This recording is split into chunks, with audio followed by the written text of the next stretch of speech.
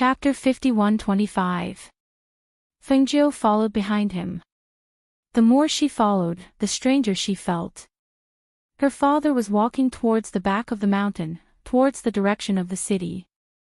The terrain there was higher, and standing there, one could see the scenery of the city. However, this place was also rather remote. Even if people came to the back of the mountain, they would rarely come here. After all, if they wanted to see the scenery or something, they could go anywhere in the city. However, when she looked at the road in the back of the mountain, she could faintly see that someone had walked through it. Some of the weeds on the ground had been trampled, revealing a winding path. After walking for a while, she saw her father stop at a place that looked like a grave. Because he was blocking her view, she didn't see the name carved on the tombstone. She was just surprised. Why was there a grave in the back of the Feng family's mountain?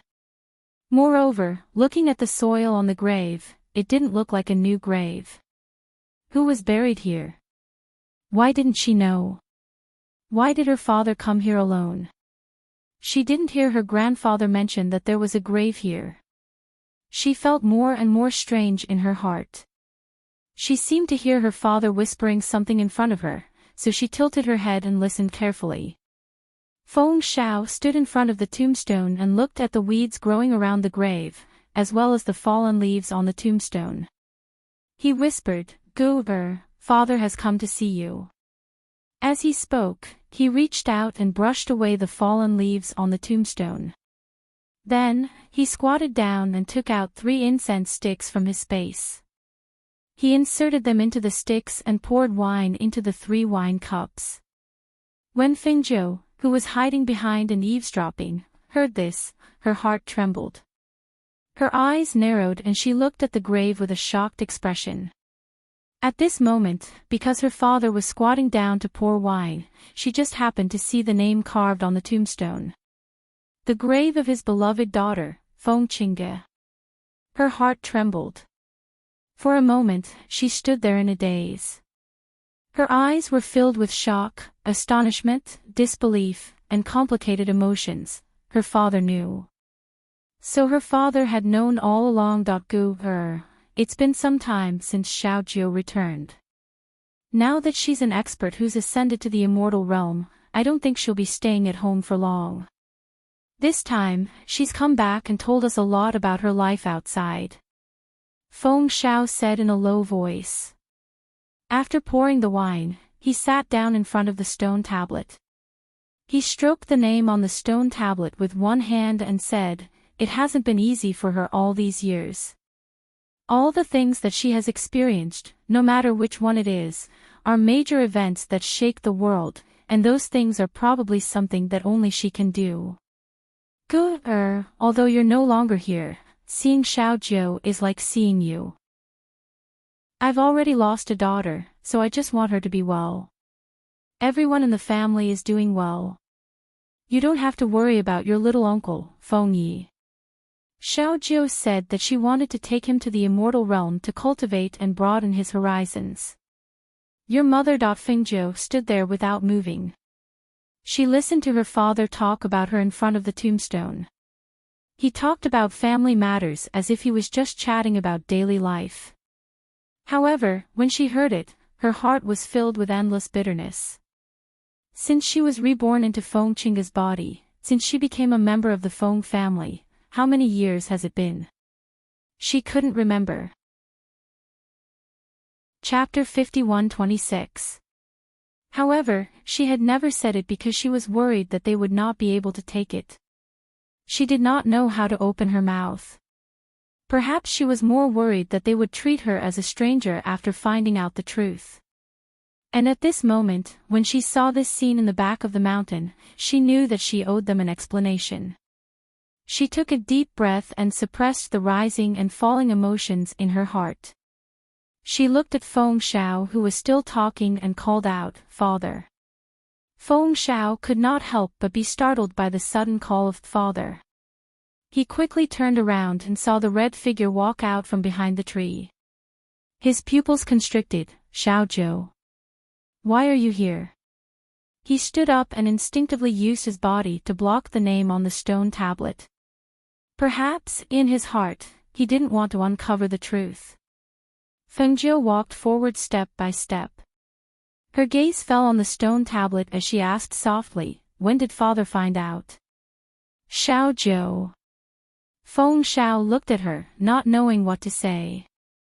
Fengjiu walked forward and came before the grave.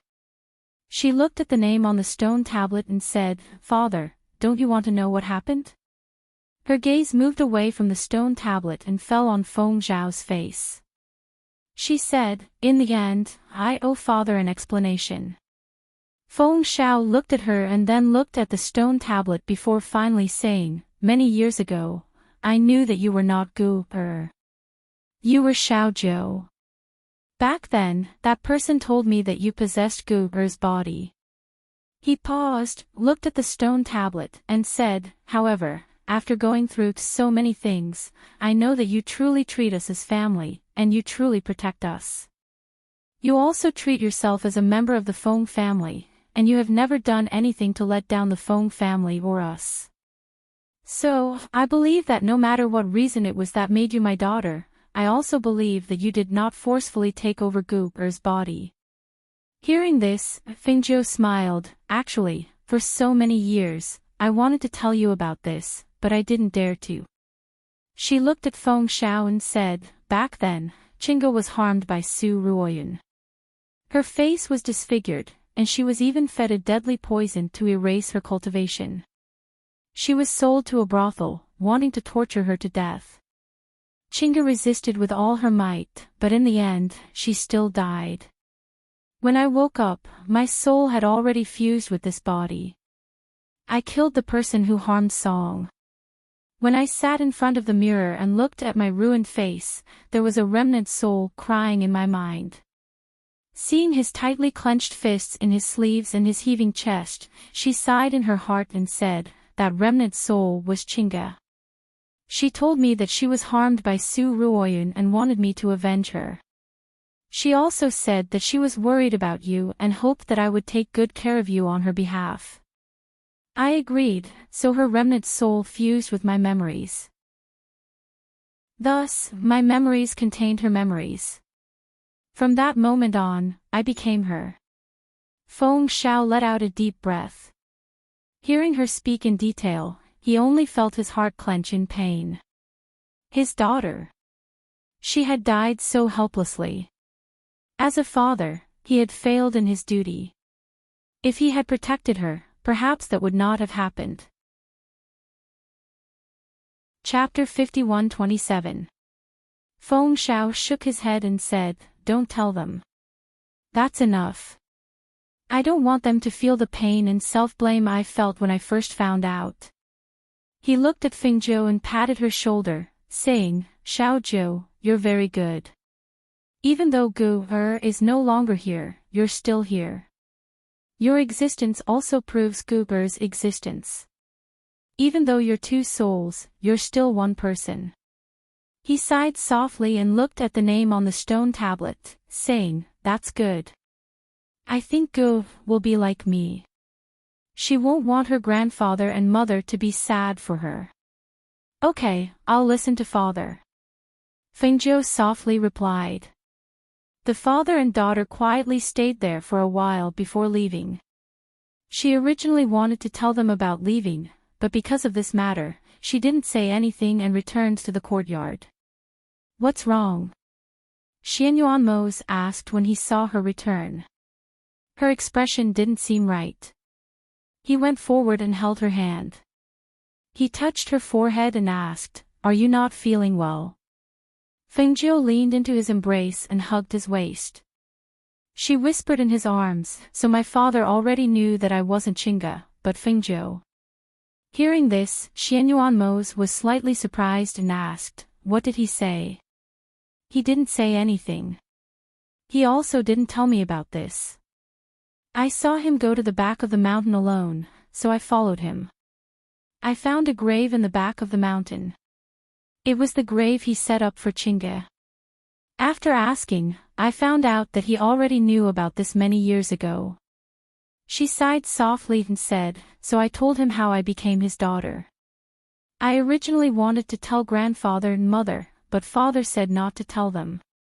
He didn't want them to be sad." "Okay, that's enough," Xianyuanmo said. He gently stroked her hair and said, "You've done enough for Chinga. You've done right by her, her family, and the Feng clan. Perhaps it's the will of the heavens to let you become a member of the Feng clan." Fengjiu didn't say anything. She just quietly hugged him and leaned into his embrace. She felt the warmth from his body and the sound of his heartbeat. After dinner, Feng Jiu told them about her preparations to leave. Although Feng Sanyuan and the others were reluctant to part with her, they also knew that she was now a great emperor, so she couldn't stay here for long. Thus, they only reminded her to be careful in everything she did, and to come back more often when she had time.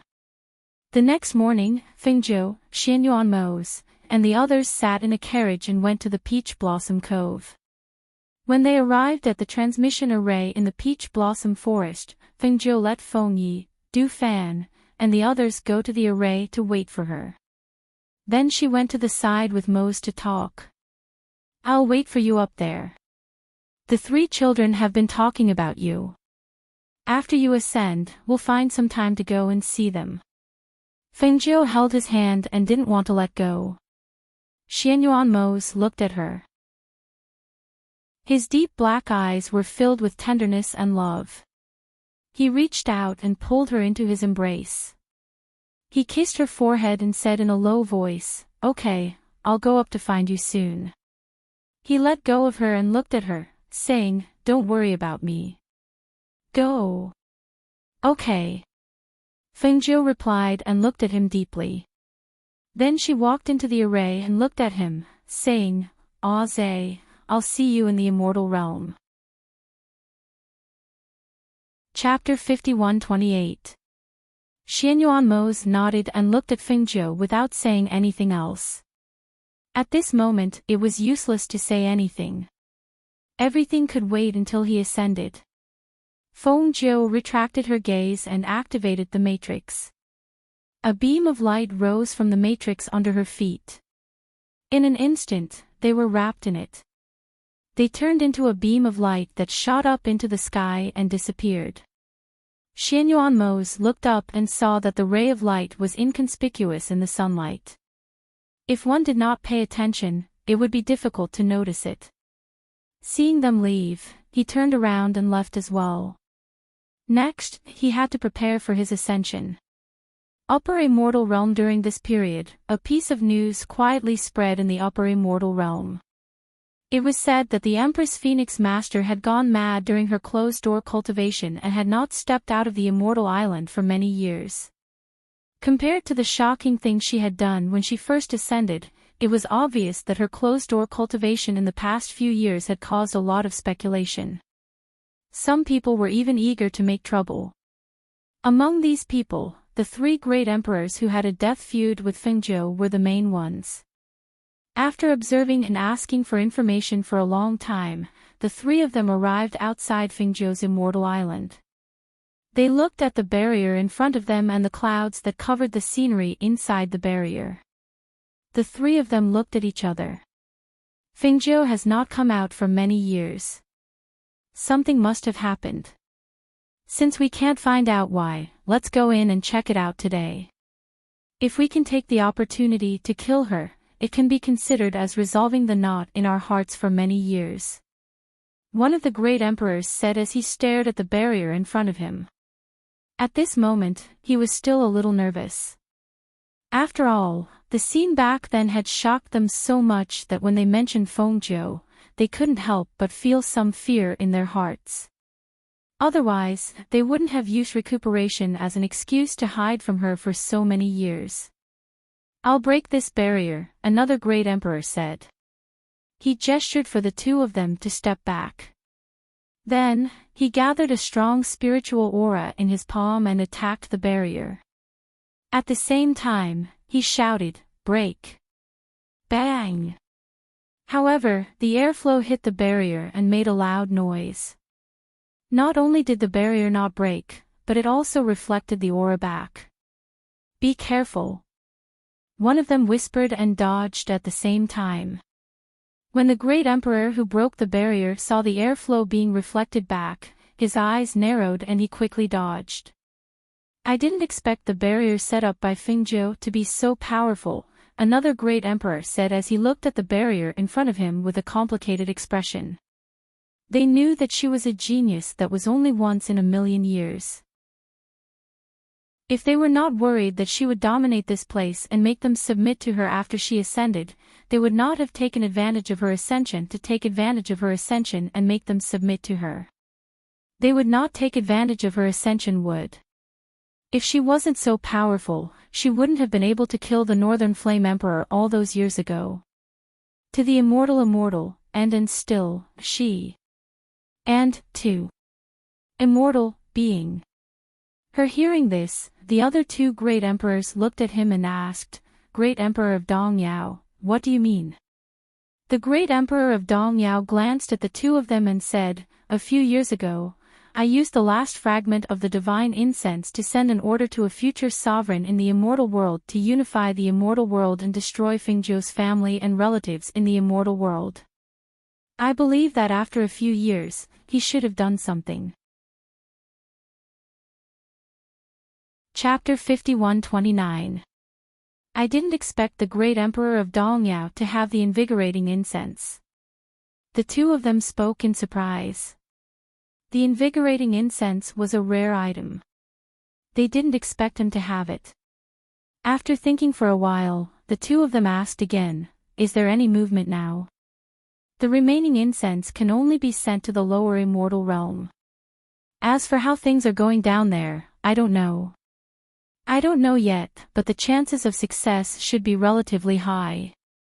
He didn't tell them that he had helped the monarch of the lower immortal realm find the seed of the Black Lotus. The Black Lotus brand had become one. Naturally, his strength had increased greatly. Coupled with the origin umbrella he had left for his descendants, no matter how powerful Fengjiu's people were, they wouldn't be able to resist him. If that's the case, then it's really a joyous occasion. The descendants of the great emperor of Dongyao are so capable. Let us congratulate you first. The two of them laughed and looked at each other. Then, they brought the topic back to the barrier in front of them. This barrier is so powerful. I'm afraid it's difficult to break it with one person's strength. Why don't the three of us work together? How about we break it in one fell swoop? All right. While they were preparing to break the barrier, the contracted beasts inside the barrier heard the commotion and knew there was an enemy attack. The fire phoenix spread its wings and shouted to Lao Bai and the others, enemy attack. Master isn't here. We have to guard the immortal island. Okay. The beasts below responded and flew toward the mountain gate of the immortal island. At the same time, Songmi, who was cooking, heard the loud noise outside. She immediately picked up the kitchen knife and ran out. Is it an enemy attack? How many people are there? Tai Song was forging in the back mountain. He was preparing to refine weapons. When he heard the noise, he stopped and immediately picked up a sword beside him and was about to go out. What happened? Why is there a loud noise? I think I heard Er's voice. Yunyang hurriedly came out of the house and asked. Tai Song's expression was serious. It should be an enemy attack. And those who dare to come here are probably strong enemies.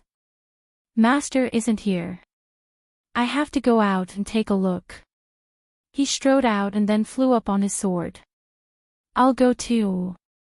Yunyang quickly followed. Bang! Rumble. An even louder sound than before rang out. At the same time, there was a rumbling sound, and a powerful airflow surged out. In front of the gate of the immortal island, the three great emperors stood at the edge of the boundary. Looking at the opening they had opened, their eyes sparkled. Even though he didn't show it on his face, he was shocked in his heart. Unexpectedly, even with the combined strength of the three of them, they only managed to break a hole in the barrier set up by Fingzhou. However, it was also because of this opening that the fog that blocked their vision also dissipated, allowing them to see the scene inside the immortal island. Even though they also had their own immortal islands, they couldn't help but feel their hearts tremble. They didn't expect that Fengzhou's fairy island would look like a fairyland at first glance. Clouds and mist swirled around it, and rainbows stretched across it. Hundreds of flowers bloomed, and red-crowned cranes danced in the clouds in the sky. With just a glance, they were shocked.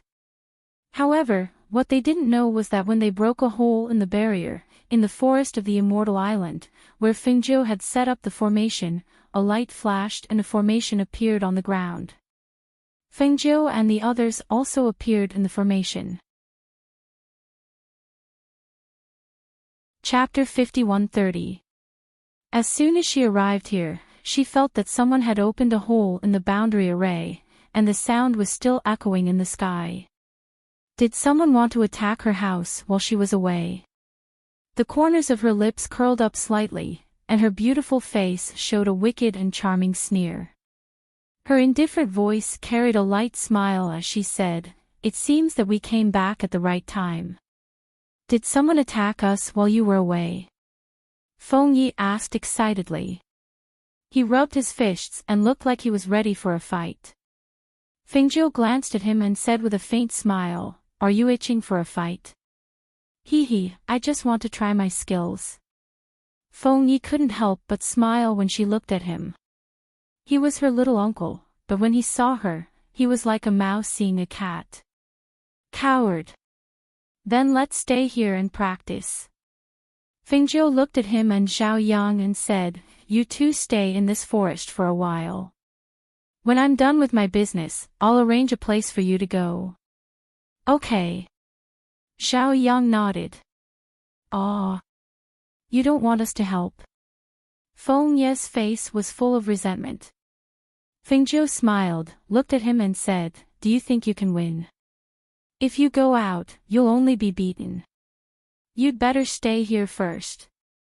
As she said this, she looked at Du Fan and the others and said, "Come with me and have a look."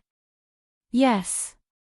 Everyone responded and left with her, leaving only Feng Yi and Zhao Yang in the forest. At the gate of the fairy island, Fire Phoenix was the leader.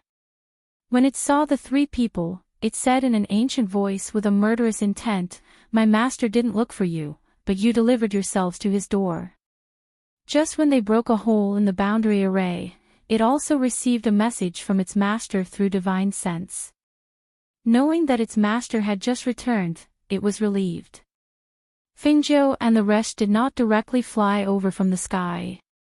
Instead, Du Fan and the rest followed behind them while she took the lead. When she saw that the three of them were still standing outside the enchantment of the island, her eyes flashed and she sent a message to the Fire Phoenix. "Fire Phoenix, lure the three of them into the immortal island." Hearing the voice in her mind, the Fire Phoenix rolled her eyes and came up with an idea. At this time, she saw Lao Bai and the other contracted beasts guarding the mountain gate. Not far away, Song Mi and the others were flying over on their swords. She turned to Song Mi and the others and shouted, "You all go back first. Just leave it to us." "How can that be? There's an enemy attacking us, so I have to put in some effort." Song Mi shouted. When she saw that there were only 3 people at the opening of the barrier, she couldn't help but be surprised. Only 3 people. Tai Song's expression was not as relaxed. He looked at the 3 and said to Song Mi, "These 3 are all great emperors. Each of them can shake the world." "Ah. Great emperors. I really couldn't tell." Song Mi blinked and stared at the 3 people. "No matter how I look at them, they don't look as strong as Master." "You're right." The Fire Phoenix glanced at her and said, "Since you don't want to leave, then retreat a little further to avoid being affected." As soon as it finished speaking, it stared at the 3 people outside the barrier. In the next moment, it pounced towards them. The three of them were cautious. Therefore, even though they had opened the opening in the barrier, they did not immediately go in. Instead, they pondered and sized up the situation. Chapter 51:31. They had broken a hole in the enchantment of the celestial island and caused such a huge commotion, but Fengzhou did not appear. Only these contracted beasts and a few weaker cultivators were here. It seemed like their guess was right. Something must have happened to Fengzhou, or perhaps he was not on the celestial island. Otherwise, he would not have been able to restrain himself and not appear after they had caused such a huge commotion. Just as they were deep in thought, they saw the fire phoenix charging towards them. They immediately spread out and attacked the fire phoenix together. This was Fengzhou's contracted beast. They had to kill it first to dampen Fengzhou's spirit. Whoosh! The fire phoenix screeched and spat out a ball of flames towards them. However, the three great emperors' attacks were fast and fierce. Even though it was an ancient divine beast, it was not strong enough to face the three of them alone. Swoosh! A gust of wind from his palm struck the phoenix's wings. The phoenix let out a cry and its body was sent flying back to the immortal island as if it was no match for Yi Qin. Ha ha ha ha ha. Fengzhou's contracted beast is only a so-so. One of the great emperors raised his head and laughed. Seeing that the fire phoenix was injured and unable to defeat them, he was delighted. Seeing that the fire phoenix was escaping into the celestial island, he immediately chased after it. Wait for me to kill this fire phoenix first. He raised his voice and shouted. His figure swept into the celestial island like the wind and chased after the fire phoenix. The fire phoenix's original intention was to lure the three of them into the celestial island. Now that only one of the three had entered, it immediately shouted at Lao Bai and Tun Yun below, "Run!" Lao Bai was a straightforward person. Seeing that the fire phoenix was injured, he leaped up and said, "Let me help you." Tun Yun stared at the fire phoenix's injured wing. With the flames around, it could not see how injured it was. However, it knew that the fire phoenix's fighting strength was not limited to this. It did not understand, but when it saw the fire phoenix escaping and shouting at them to run, it immediately shouted at the other contracted beasts beside it, "Run!" Seeing this scene, the two great emperors outside looked at each other and said, "Let's go in and take a look."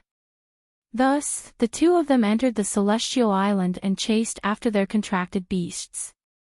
However, just as they came in and chased after their contract beasts, Fengzhou, who was in the dark, gathered spiritual power in her hands and formed a complicated seal in her hands. Then, she let out a clear shout. "Seal!"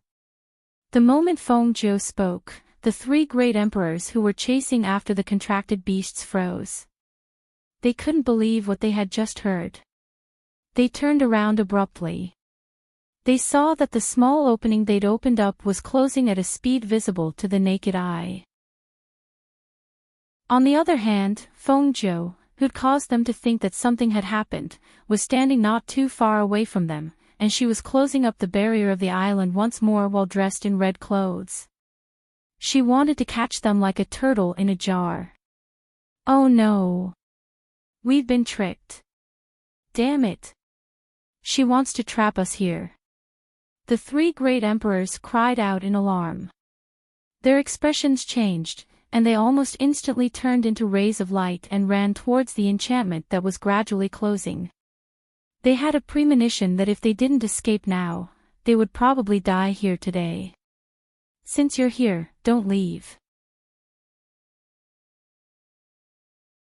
Chapter 51:32. The moment the boundary closed, the three figures slammed into the boundary at the same time. However, they couldn't get out and were bounced back. Due to their extreme speed, they were bounced dozens of meters away. Damn it! Seeing the sealed boundary, one of the great emperors cursed gloomily. Seeing that they couldn't leave, he stretched out his hand and a long sword appeared in his hand. He looked at Fengzhou and prepared for battle. The other two great emperors also looked at each other and said, "Since we can't leave, we can only fight. This battle has dragged on for long enough. Today, the three of us will join forces and kill Fengzhou. Otherwise, either she or we will die." The three of them knew that either Fengzhou or they would die today. Therefore, they could only give it their all in this battle. Not for anything else, but to survive. Fengzhou smirked and gestured to Songmi, her and her contracted beasts, "All of you, back off a little."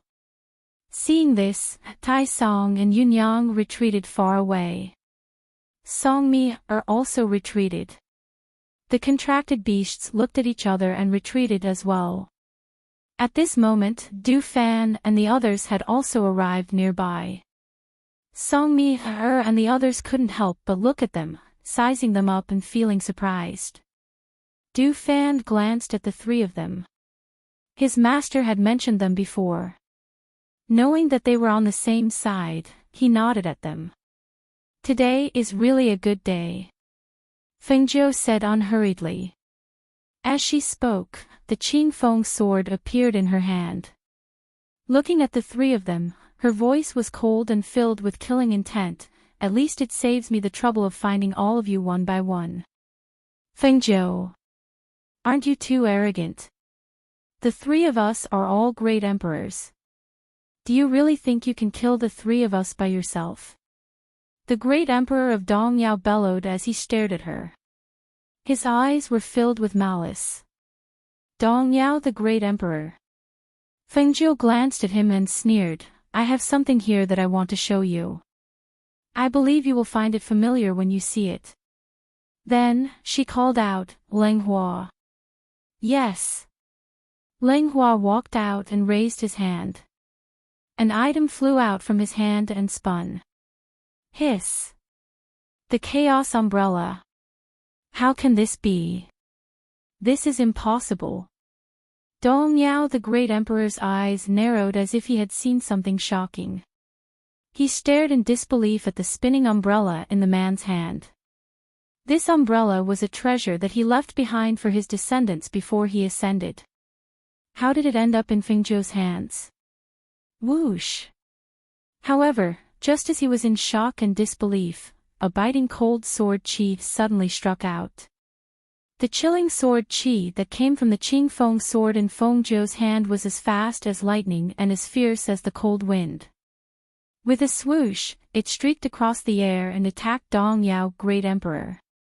"Be careful!" A great emperor not far from Dongyao the Great Emperor shouted. As Fengzhou was too powerful, the three of them had to join forces to gain the upper hand. Therefore, before they killed Fengzhou, the three of them were in the same boat. If one of them died first, it would be extremely disadvantageous to the remaining two.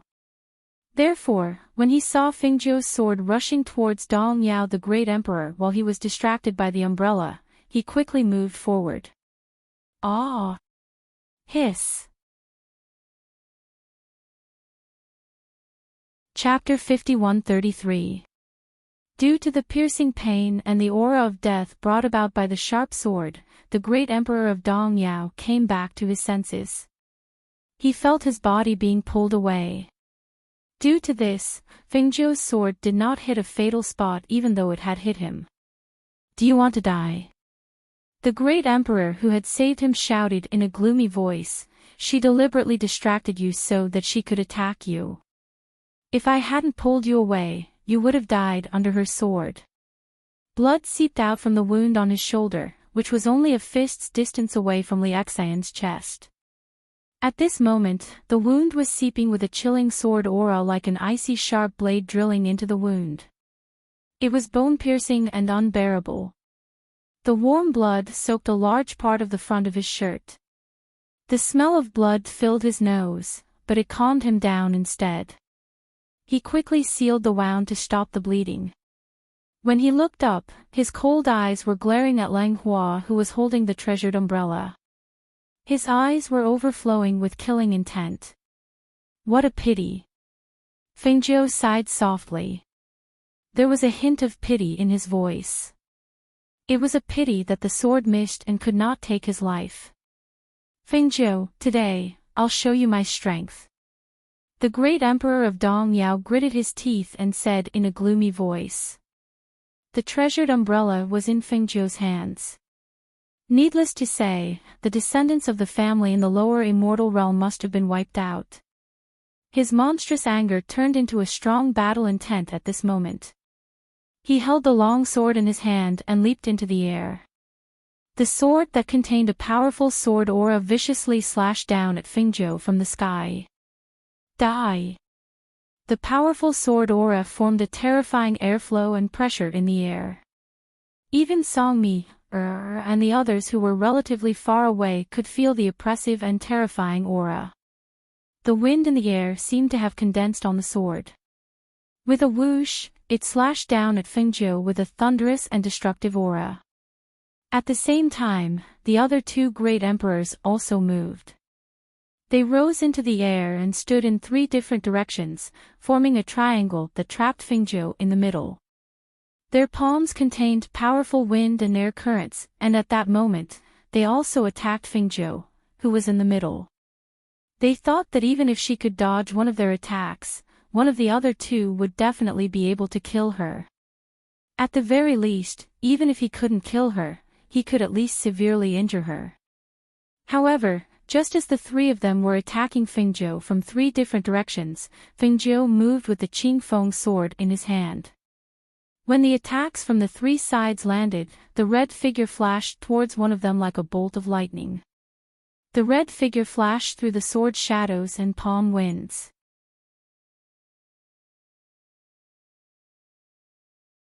Chapter 51-34. The sword chi landed on the ground and sliced it open like tofu. With a loud bang, a crack as wide as a person appeared on the ground. Dust flew up and filled the air. At the same time, an unwilling and horrified scream was heard. Ah! Amidst the dust, a great emperor who was standing in the air widened his eyes in shock and horror. His body stiffened as blood seeped out from his forehead.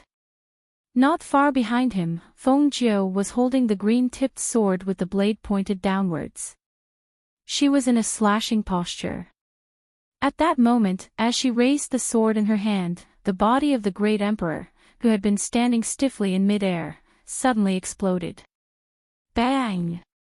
Surging sword chi burst out from his body and sliced him into pieces. At that moment, as the sword chi burst out, flesh and blood splattered all over the ground. Dead, dead. The great emperor of Dong Yao and the other great emperor widened their eyes in disbelief. A great emperor was killed with a single slash. Did they see wrongly? The scene in front of them was bloody and tragic. Just like that, it exploded in front of them. Some of the flesh and blood splattered on their faces along with the airflow. They felt as if the flesh and blood that splattered on their faces were burned by flames. The scorching heat made them panic. Why? Why was it so easy for Fengjiu to kill a great emperor like she was cutting a piece of tofu? A great emperor who had an unparalleled lifespan and was powerful enough to shock countless sovereigns was killed with a single slash. They had heard many rumors about Fengjiu's terror. They had also heard many rumors about her, especially about the death of the great emperor of Beiyan. At that time, they even wondered if the great emperor of Beiyan's combat strength had weakened. Otherwise, how could he not be able to defeat Fengjiu who had just ascended? However, at this moment, when they faced Fengjiu personally, they realized how terrifying Fengjiu was. At this moment, they didn't know and didn't see that when Fengjiu killed the great emperor with a single slash, almost all the experts felt it. Due to the great emperor's death, the land he controlled shook violently. The sovereigns and great emperors from other regions were shocked by the disappearance of the divine souls scattered across the land. Why did another great emperor die all of a sudden? On Fengjiu's deity island, the Qingfeng sword in Fengjiu's hand was dripping with blood. At the tip of the sword, a drop of blood was condensed and didn't fall to the ground for a long time. She stood in the wind in her red clothes and exuded a powerful aura. She stared coldly at the two great emperors and spoke unhurriedly. "Who's next?" The two great emperors calmed themselves down and pursed their lips. They stared at her with a serious expression. The two of them suppressed their fluctuating emotions and didn't dare to be careless. At this moment, they used 100% of their combat strength to deal with Fengzhou. "The next one to die will definitely be you, Fengzhou." A sinister voice filled with murderous intent sounded. Two figures charged towards Fengzhou with monstrous aura and terrifying killing intent. Chapter 51-35. As he muttered to himself, the sky in the distance suddenly darkened, as if something was shaking. He sat on the mountain peak and looked at the shaking sky in the distance. His heart skipped a beat. It seemed that more than one great emperor had died today. He wondered how many would die by the end of this battle. On the Shao family's island, Roaring Sky Grand Emperor felt the turbulence and the fall of a Grand Emperor. He couldn't help but come out of seclusion in advance. He stood at the top of a mountain and looked into the distance. They were all great emperors from the upper immortal world. Even though the battle between the great emperors was taking place in different regions, they could still sense it with their powerful divine souls. The death of a great emperor was no small matter. It was also extremely rare. After all, there were countless sovereigns in the upper immortal realm, but there were only a dozen or so great emperors. These great emperors had a long lifespan and powerful strength since the day they ascended. As long as they were not killed, they would live as long as the heavens and earth and enjoy the worship of thousands of generations. Moreover, even though there were differences in strength between great emperors, no one would kill another great emperor. Therefore, the death of a great emperor was an extremely shocking matter in the upper immortal world. Could it be that Empress Phoenix Master again? Roaring Sky Emperor stroked his beard, his heart skipping a beat. Speaking of which, nothing major had happened in the upper immortal world for thousands of years, let alone the death of a great emperor. However, ever since Empress Phoenix Master ascended, the upper immortal world seemed to be filled with a murderous aura. The death of great Emperor Bai Yan had alarmed many great emperors who had been living in seclusion. The person who killed him was none other than Fengzhou, who had just ascended. Now that another great emperor had died, it seemed to be Fengzhou's doing. Even though she had never met or fought with him, she knew from the great emperor she had killed that this person's strength was unfathomable. He was so powerful that it was terrifying. He stroked his beard and stared at the sky in deep thought. He muttered, "I heard that Empress Fengzhou has a pair of twins. If we can become in-laws with such a powerful great emperor, it will only be good for our Shao family." Thinking of this, he prepared to return to the palace and ask around to find out how old Fengzhou's twins were.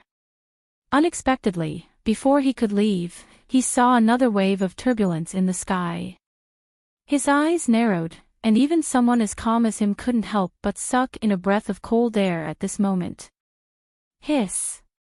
There are 3 great emperors today. 3 great emperors died. Great emperors who died at Fengzhou's hands. His eyes widened in disbelief as he looked at the sky in the distance. Everything seemed to have returned to normal after the turbulence. Even his great emperor's divine consciousness could no longer detect the aura and fluctuations of battle. "It's over," he murmured to himself. 3 great emperors, plus the Northern Flame great emperor from a few years ago, that's a total of 4 great emperors. Rumor has it that when Fengzhou ascended, there were 4 great emperors who tried to stop her and kill her. Could it be that the ones who died today are the remaining 3? For a moment, his mind was spinning rapidly, and the idea of marrying Fengzhou became stronger and stronger. He could only befriend such an expert, not make him an enemy. Chapter 5136. At the same time, on Fengzhou's island, a red-robed Fengzhou stood against the wind. She watched as great Emperor Dong Yao was reduced to ashes in the raging flames and dissipated from the world. Her cool eyes swept across the chaotic aftermath of the battle, as well as the ground that had been split open. Thus, she put away the azure-edged sword in her hand and condensed a pure spiritual aura in her hands. With a clear shout, she scattered the spiritual aura in her hands to the surroundings. The ground that had been split open by the sword chi rumbled as it mended and returned to its original state. The trees and pavilions that had been chopped down were also being repaired by her immortal power.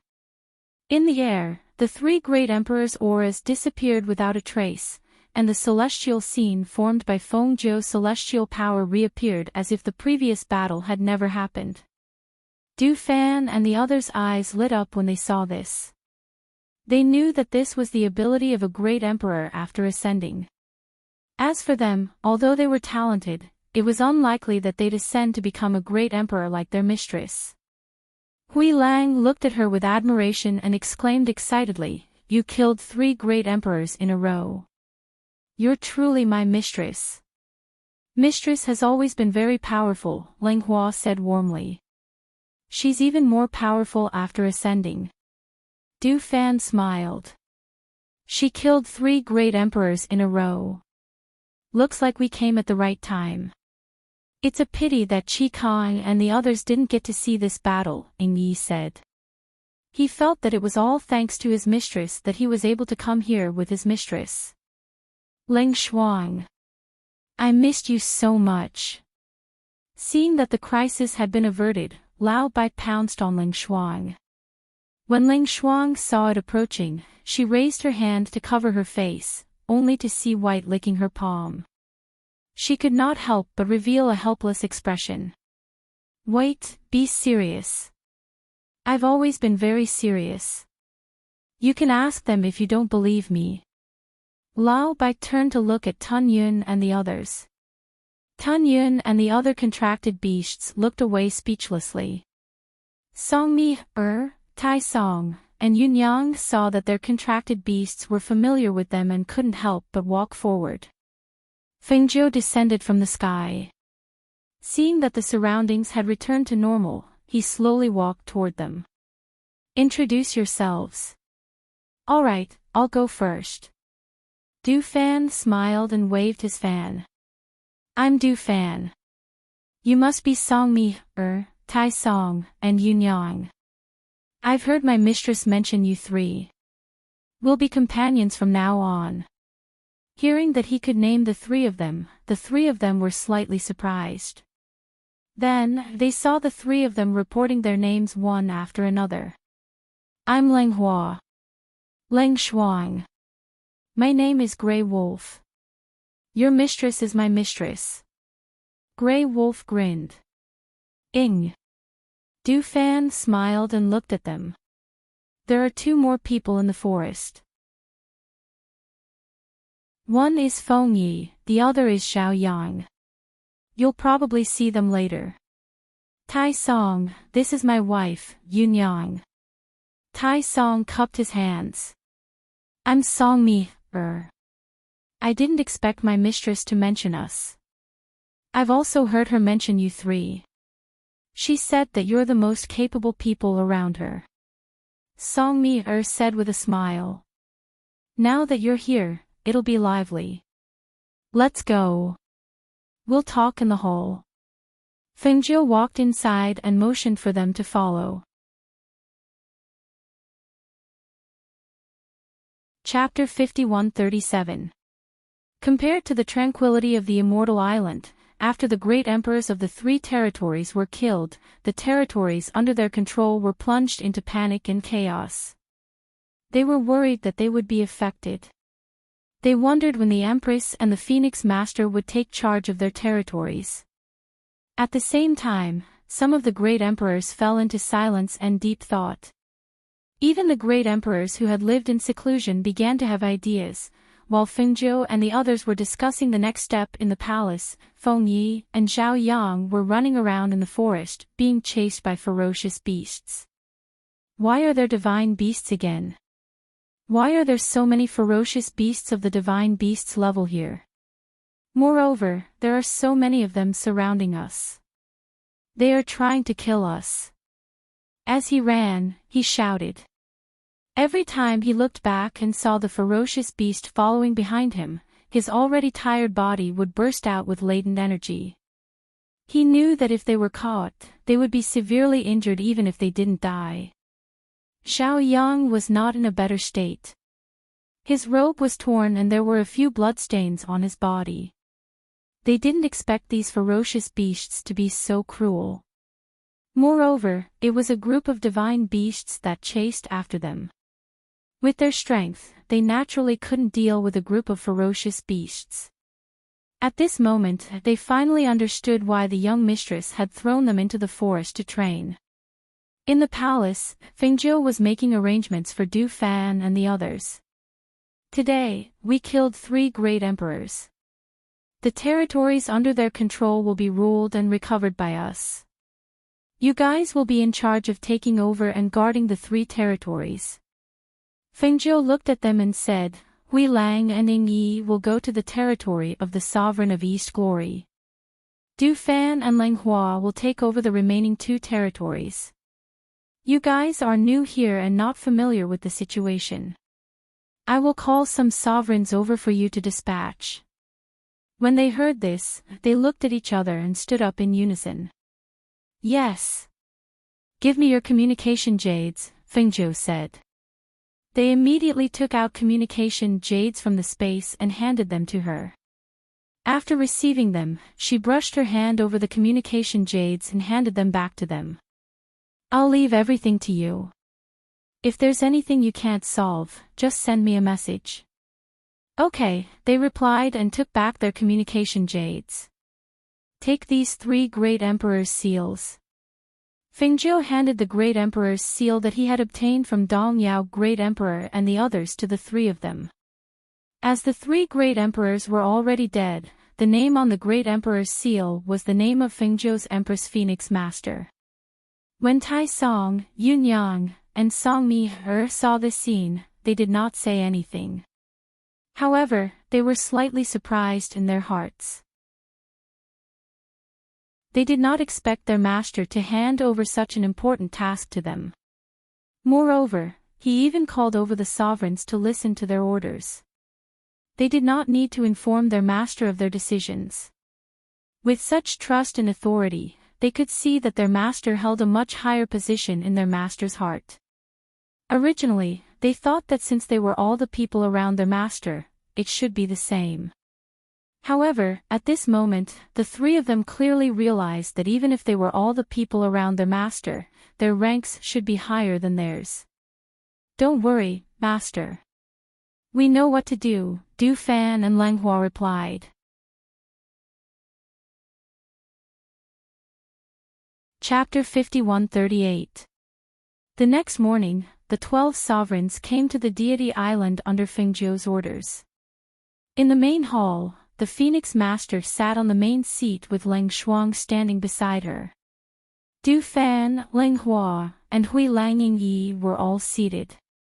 After the 12 sovereigns entered, they glanced at the people in the main hall and went forward to kneel before Fengzhou. Greetings, Phoenix Master.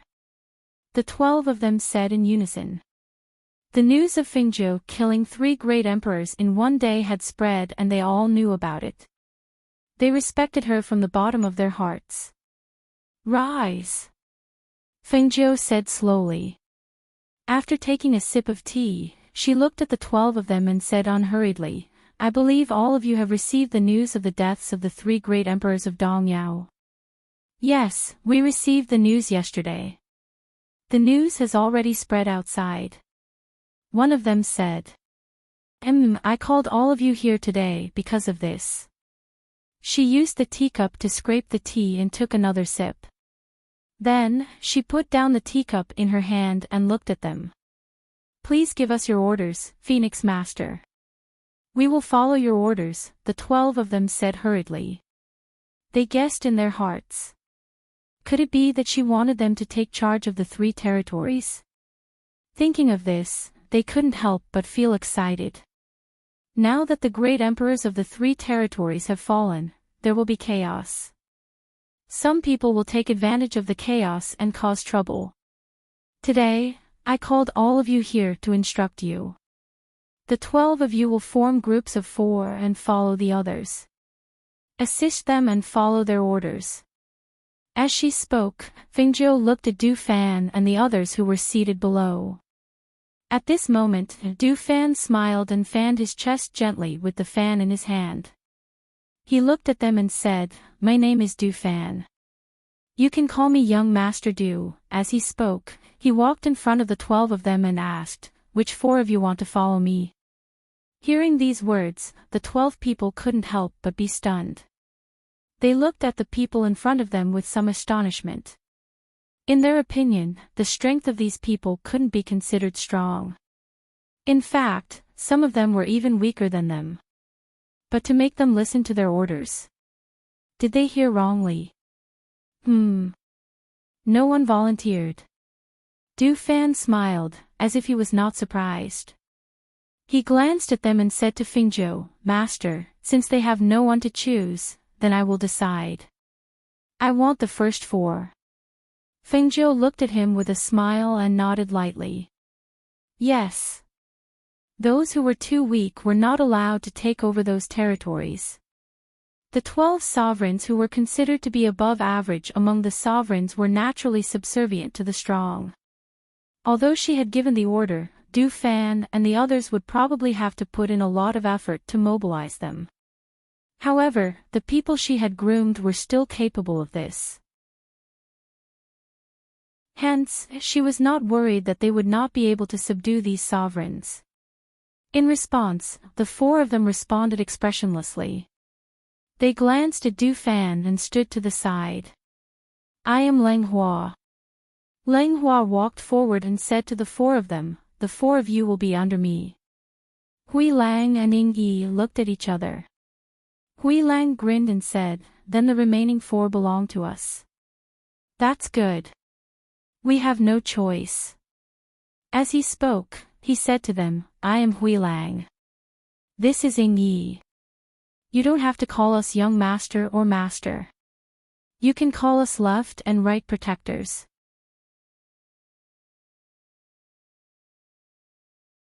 Chapter 5139. Let's go. I'll send you on your way. Fengjiu gestured for them to leave immediately. Yes. Everyone cupped their hands in acknowledgement and walked out. Fengjiu followed them outside.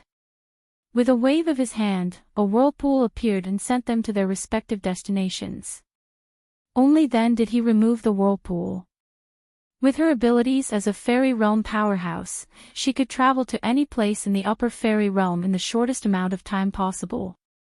If it were a sovereign realm powerhouse, even if they used a teleportation formation and their flying speed, it would still take them a lot of time. "Master, what do I need to do?" Ling Shuang stood beside her and asked. Fengjiu smiled and looked at her. "You just need to stay by my side. I haven't dealt with any affairs for a few years. I need to see if anything has happened in these few years.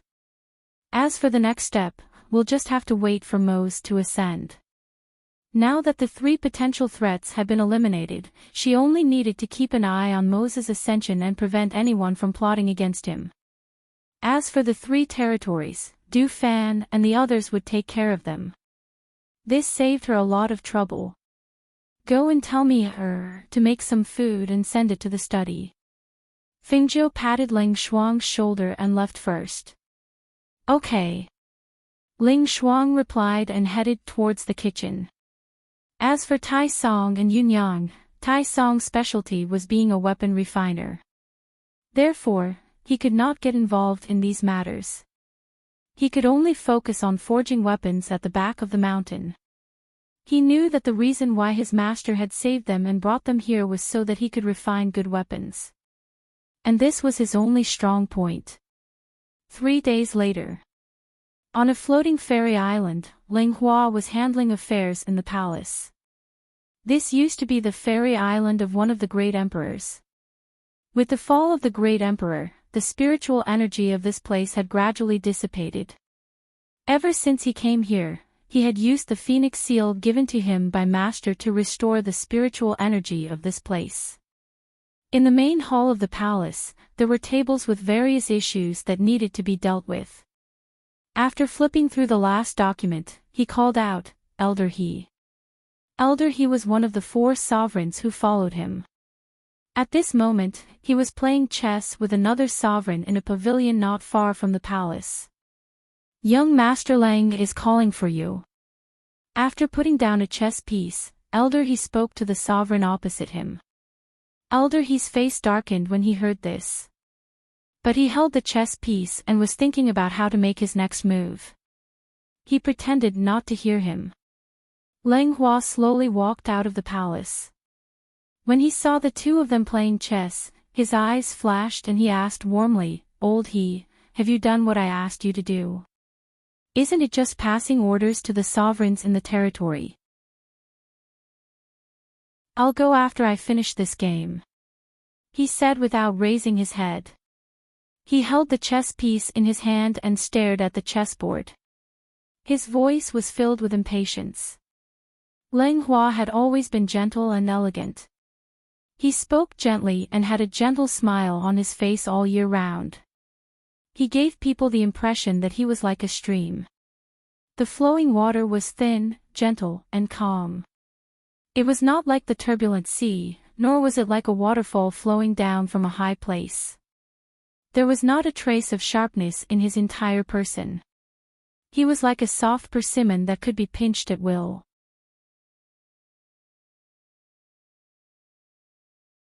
Chapter 5140. Hearing his words, a smile appeared on Lang Hua's face, but his eyes were filled with coldness. He looked at him and said warmly, "Is this how Elder He listens to me? Or are you disobeying my master's orders?" Elder He's body stiffened, but he was furious. Who dared to disobey the Empress and the Phoenix Master's orders? However, this person was just a subordinate of the Phoenix Master. Did he expect him, a dignified monarch, to obey his orders and submit to him? Humph. Young Master Lang, you're so arrogant. You're using the Phoenix Master to suppress me. As he spoke, he placed the chess piece in his hand heavily on the chessboard. The ice jade-like chess piece collided with the chessboard, producing a crisp sound. At the same time, his monarch aura also attacked Lang Hua, intending to intimidate him. Bang! At the moment when his pressure came, Lang Hua held the primordial umbrella in one hand and stabbed the tip of the umbrella into the ground. A powerful aura shot out from the umbrella in his hand. It was as sharp as a blade and could suck one's soul. Hiss! Almost at the same time, the 2 monarchs narrowed their eyes and stood up abruptly. The primordial chaos umbrella. "Elder He, do you want to fight me?" Lang Hua's voice was still calm. How would Elder He dare to fight him? He wasn't afraid of his strength, but of Fengzhou behind him. He was one of Fengzhou's men. No matter how dissatisfied he was, he didn't dare to fight him. If he did, the Phoenix Master would find out that he was the one who would be punished. He stared at the treasure umbrella in his hand, and his hands under his sleeves were tightly clenched into fists. It was such a waste for such an ancient treasure umbrella to be owned by such a person. How could he be worthy of using this primeval chaos umbrella? However, this person was one of the Phoenix Master's men. Even if he was dissatisfied and wanted to teach him a lesson, he didn't dare. What kind of person was Lang Hua? To outsiders, he was only known as Fengzhou's trusted aide. Internally, he was in charge of internal affairs. To put it simply, he was Fengzhou's butler. He had seen so many different kinds of people. He naturally saw the dissatisfaction, unwillingness in Old He's eyes. In addition to Elder He, the monarch next to him, as well as the cultivators who had just been subdued not long ago, were all paying attention to the situation here. He knew that if he didn't show them his ability today, it would be difficult for him to command them in the future. Not only would he lose face, but he would also lose face for his master. He would fail to live up to his master's trust in him. It had only been a few days since he had taken over, but he knew that this was the opportunity he had been waiting for to make an example out of them. Thus, he restrained the gentle smile on his face and said indifferently, "It seems that I need to let you understand what it means to command a mountain." As soon as his voice fell, he raised the primeval umbrella in his hand and his figure rushed forward like a gust of wind. The primeval umbrella spun in his hand and a powerful airflow was released. It was cold and sharp and carried a terrifying aura as it headed straight for Old He. When Elder He saw that he was the one who made the first move, joy flashed through his eyes. Since he was the one who made the first move, then he wouldn't be polite. Even if the Phoenix Master pursued the matter, he could say that he was protecting himself.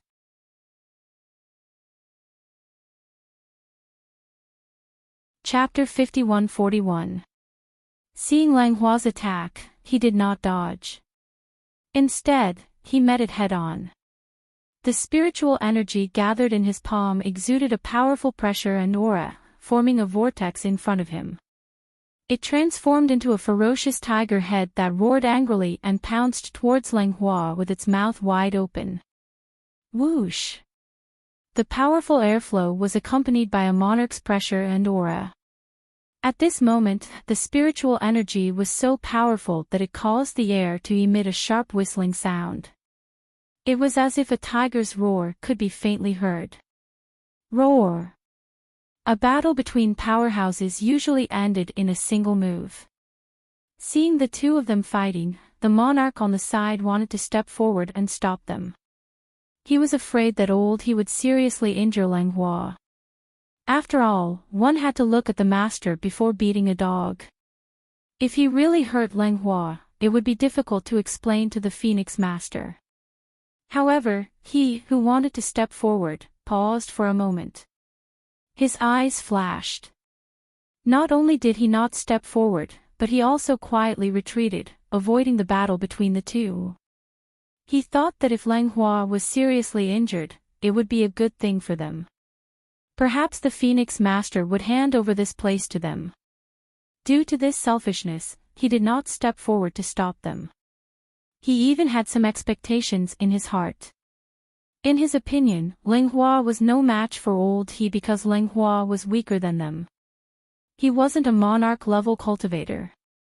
The difference between a monarch-level cultivator and a monarch-level cultivator was like heaven and earth. Therefore, Langhua was no match for Old He. Just as he was secretly calculating in his heart, he could not help but widen his eyes when he saw the next scene. When the spiritual energy on Langhua's body surged, a Tai Chi yin-yang diagram formed around him. Compared to Old He's powerful and turbulent aura, his aura was extremely gentle. The tip of Langhua's Chaos Essence umbrella pointed directly at the tiger head pouncing towards him. As the two auras collided, an unexpected scene happened. Bang! Whoosh! The Chaos Essence umbrella in Langhua's hand pierced through the tiger head formed by the powerful spiritual aura. As the tiger head was pierced, the airflow fiercely shot towards Langhua. Just when he thought that Langhua would be sent flying, he saw that the spirit chi flow that shot towards him was absorbed by the Tai Chi yin-yang diagram formed around him. At that moment, Langhua let out a low roar. The immemorial umbrella in his hand was like a sharp sword. It flew out from his hand with a swoosh and pierced into Old He's shoulder at a speed that was too fast for anyone to react. Hiss! Old He screamed in shock. His eyes widened in disbelief. When the airflow was broken, he quickly condensed the airflow diagram again to block the attack. However, the aura was unstoppable. He could only watch as the sharp tip of the Chaos Essence umbrella pierced his body. A powerful force came along with the chaos essence umbrella that pierced into his body. When it pierced into his shoulder, the powerful force did not stop. Instead, it sent him flying. His entire body was nailed to a rockery dozens of meters away by the chaos essence umbrella. Ah! He let out a muffled groan as blood overflowed from his mouth. Intense pain assaulted him, causing his face to instantly turn deathly pale. Beads of cold sweat the size of beans seeped out from his forehead and dripped down. He only felt a surge of air in his chest as a mouthful of blood violently spurted out from his throat.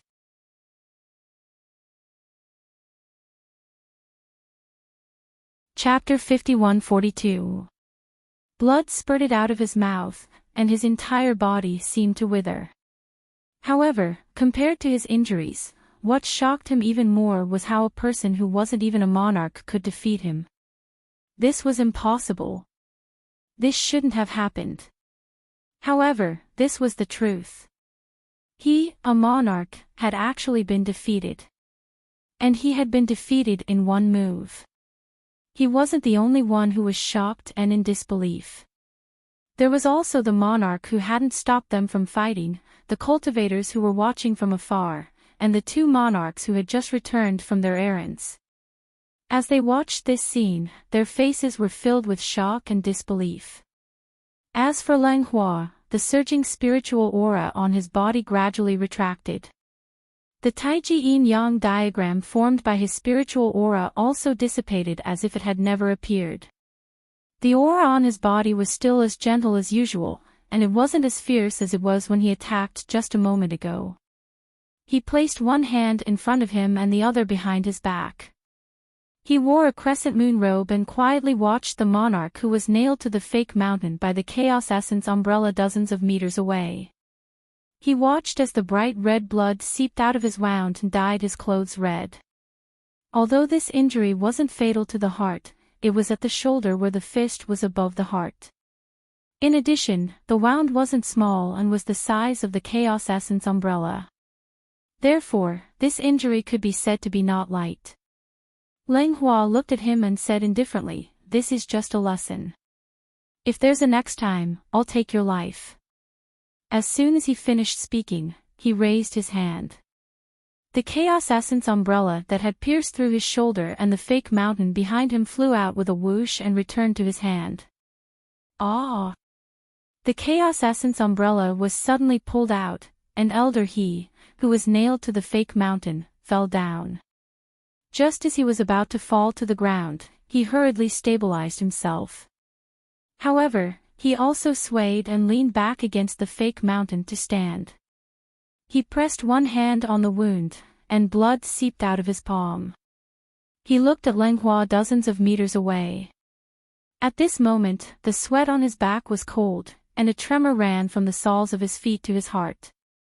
This fear and shock made him realize that there were no weak soldiers under the Phoenix Master's command. Yes. He finally lowered his head in Lang Hua's direction and responded. Lang Hua glanced at him, then swept his gaze across the crowd. His voice was indifferent as he said, "Remember, an order must be given. Anyone who disobeys will be killed on the spot." His indifferent voice went from soft to deep. Especially when he said that he had killed 4 people on the spot, it carried a murderous aura that made people tremble in fear. Everyone's heart trembled as they involuntarily replied respectfully, "Yes." It was also at this moment that 2 rays of light flashed out of Lang Hua's space and landed beside him. Only then did everyone see clearly that they were 2 cloud-devouring beasts. Moreover, these 2 cloud-swallowing beasts were the Phoenix Master's contracted beasts. The Phoenix Master's contracted beast was by Lang Hua's side. What did this mean? It went without saying.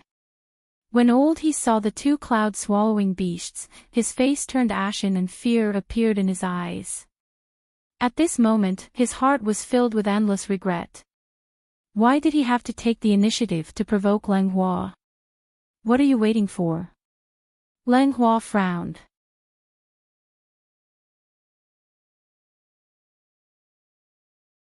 Chapter 51-43.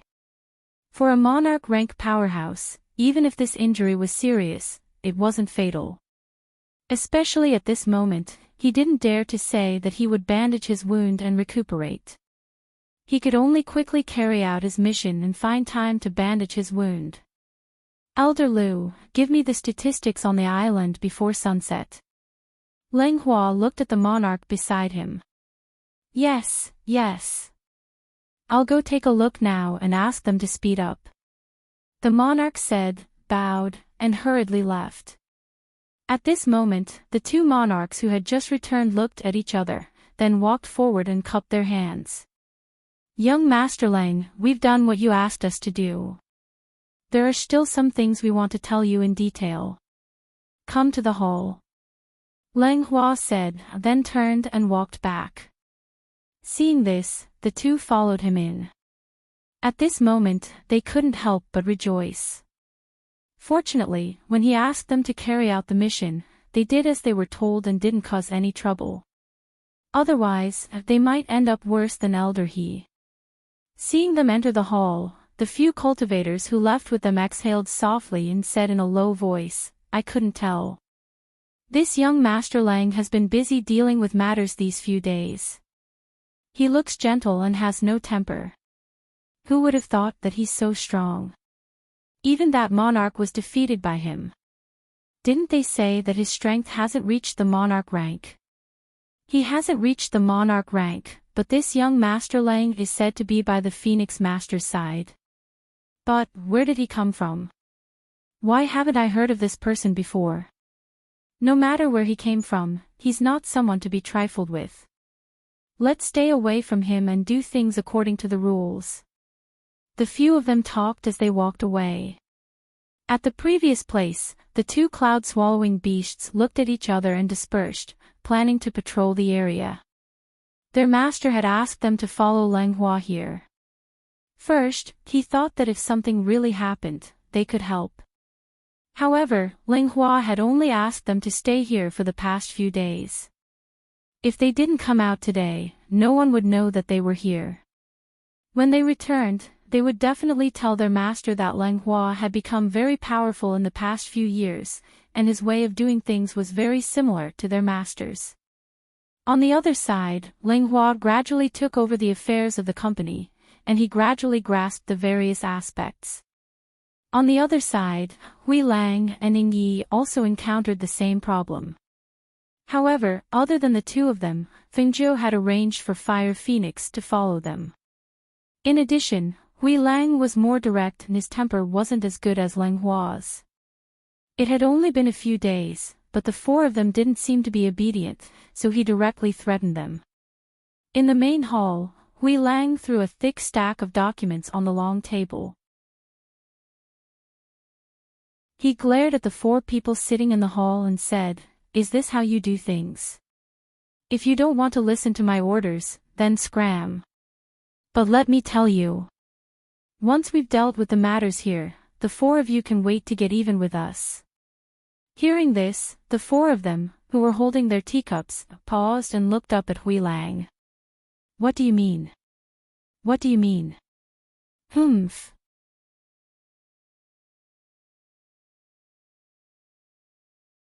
Chapter 51-44. The four of them shuddered and narrowed their eyes. Their hearts were in their throats because of his words.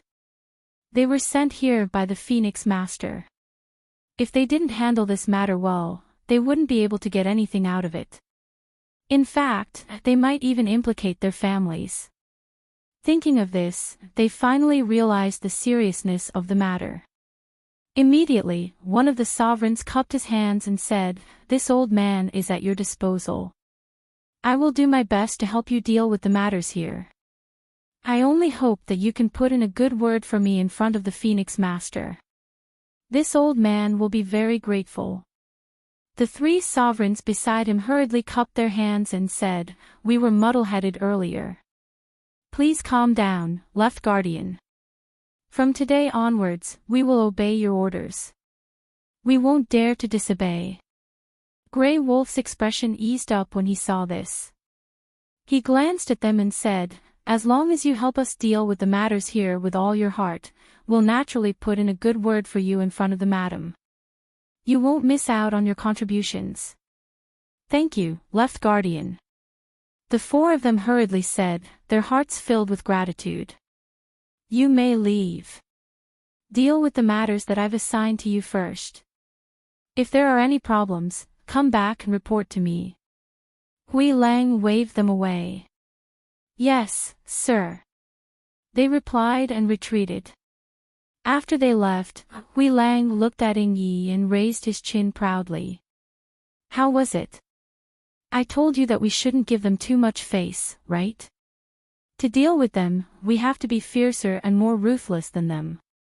Otherwise, they won't know how powerful we are.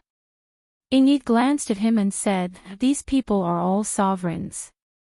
It's normal for them to be dissatisfied. We have the Fire Phoenix here. I wonder how Du Fan and Lang Hua are doing. Lang Hua will be fine with the two cloud-swallowing beasts following him. Besides, Lang Hua is not as weak as you think. He has been by Madam's side for so long. Haven't you seen enough of his methods? Hui Lang said with a smile, as for Du Fan, you don't have to worry about him. He's full of evil intentions. When it comes to playing tricks, he's the best around Madam. Besides, Madam can see that you've given us Fire Phoenix and Lang Hua two cloud-swallowing beasts, but Du Fan has nothing. Don't you understand? Hearing this, Ying Yi was silent and didn't speak again. After a pause, he said, I'll go see how they are doing. If there's anything, call me. After saying that, he left first. Seeing him leave, Hui Lang thought for a moment and followed him out of the main hall. He wanted to see if the four of them had left to carry out their tasks. On the other side, on the fairy island where Du Fan was, the four sovereigns were feeling uneasy. They had wanted to give Du Fan the cold shoulder and force him to admit defeat in front of the four of them. This way, at least they would have a say in this place. However, they didn't expect that, in response to their actions, not only did he not look for them, he even made them mere figureheads.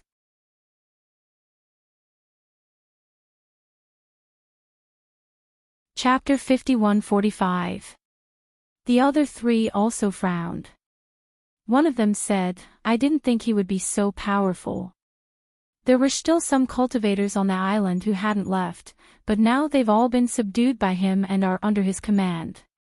The Phoenix Master told us to listen to his orders. Now that things are like this, if the Phoenix Master were to find out, would she? Things did not develop in the direction they wanted. This had practically disrupted their plans, and their hearts gradually became uneasy. Then what do you think we should do? Lower our heads to him. One of the sovereigns said with a sullen face and displeasure in his eyes, that Du Fan. That brat only dares to do this because he's by the Phoenix Master's side. If we lower our heads today, how can we raise our heads in the future? Then what do you have in mind for the current situation? The sovereign who spoke first asked. Hearing this, they fell silent for a while. After a while, the sovereign with displeasure in his eyes said, since ancient times, the strong have always been respected. We can listen to his orders, unless he's stronger than us. As he spoke, he glanced at the three of them and said, I'll challenge him to a battle. If I win, he'll listen to our orders.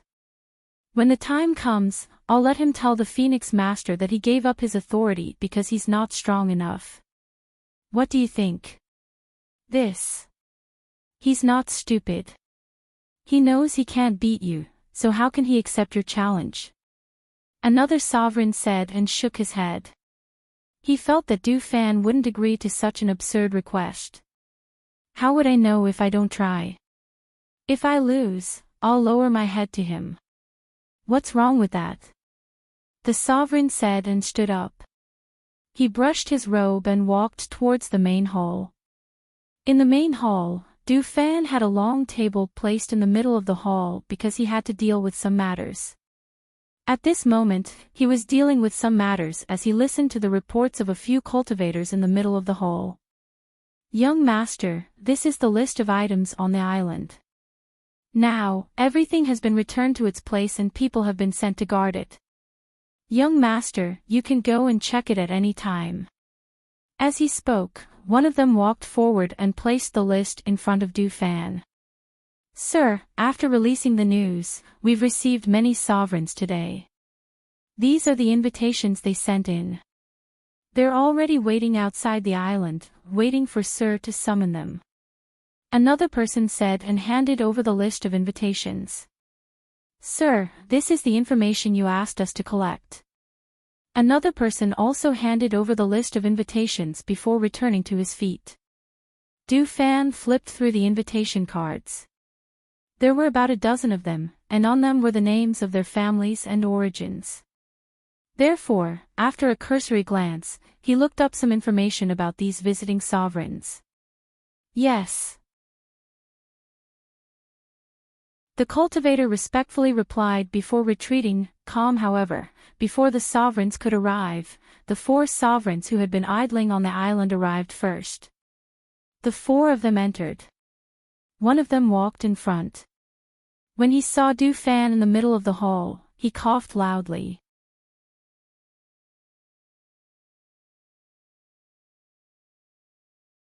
Chapter 51-46. Sir, we were unable to stop the 4 sovereigns. 2 cultivators who were guarding outside the hall lowered their heads and knelt down on one knee in the hall. Go and receive your punishment. 30 whips each. Dufan said in a low voice. Yes. The 2 of them did not dare to beg for mercy. After hearing the 30 whips, they quickly retreated. This Sir had not taken over this place for long, but his methods and abilities had made everyone on the island revere him. He had always been a man of his word and dealt with matters with lightning speed.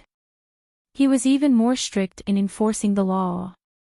Because of this, in just a few days, no one on the island dared to be disloyal. Seeing this, the eyes of the 4 sovereigns flashed. No one knew what they were thinking. What's the matter? Dufan's voice softened. He put down the documents in his hands and leaned back. He picked up his teacup and took a sip of tea. As for the 4 sovereigns, they were not the only ones who did not understand why Dufan ignored them and did not cause them any trouble. Even the 2 cultivators who were guarding Dufan were puzzled. From the way he handled things and his ability, he should not be afraid of these 4 people. However, from the first day when he sent someone to summon them over, not a single one of them showed up. Since then, he had treated the 4 sovereigns as if they were invisible air. No one knew what kind of medicine he was selling in his gourd.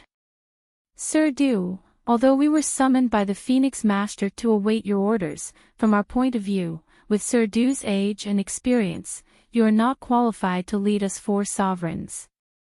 So.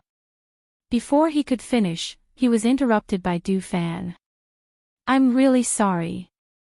You came at the wrong time. I still have guests to meet today. I don't have time to listen to you.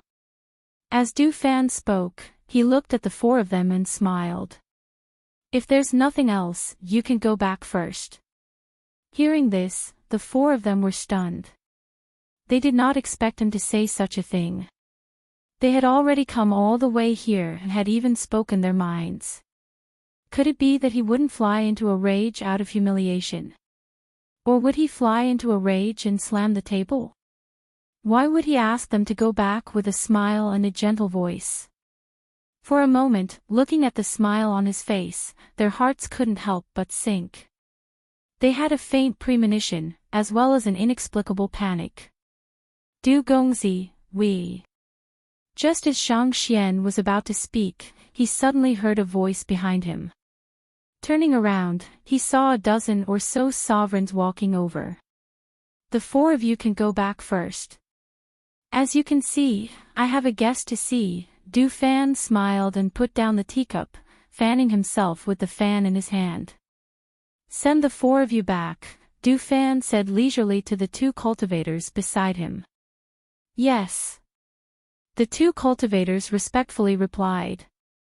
They stepped forward and gestured to the four people, please. When they saw this, the four of them looked at each other, pursed their lips, and turned around to leave. As the saying goes, don't slap a smiling face. This Du Fan had always been gentle and kind to them. Even if they wanted to use the mobile fury, there was nothing they could do. Moreover, there were more than a dozen sovereigns present.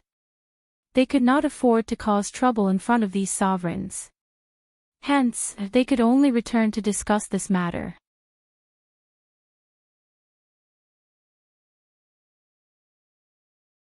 Chapter 51-47.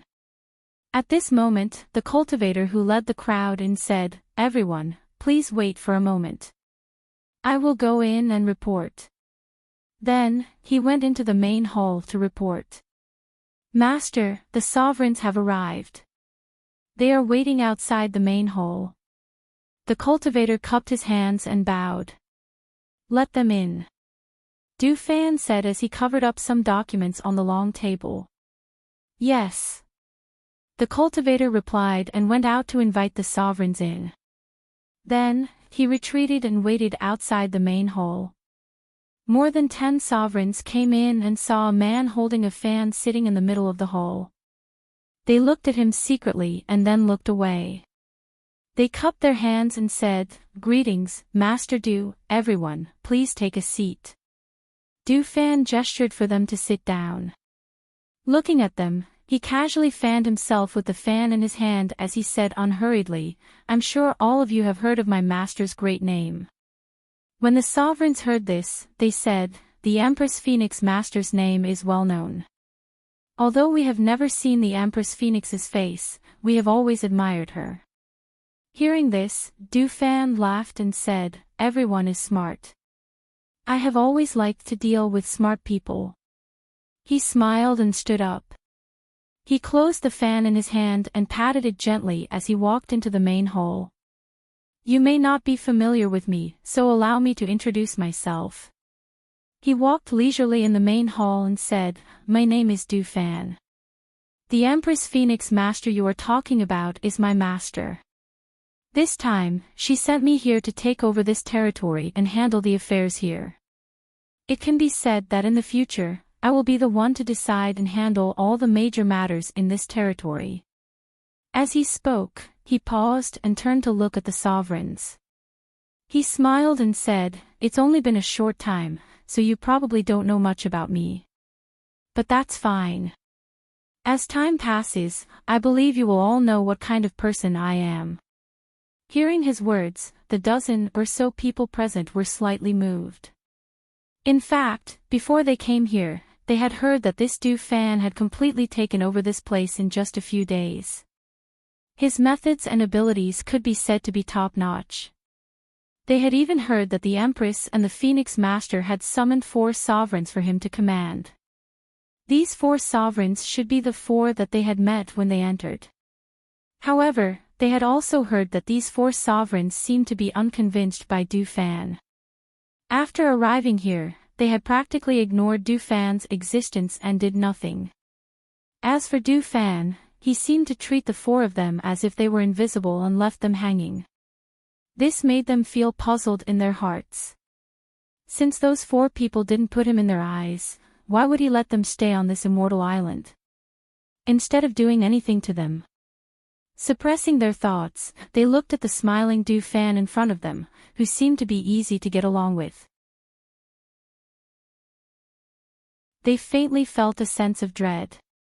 How could a person who could be placed in such an important position by the Empress Fingzhou be useless?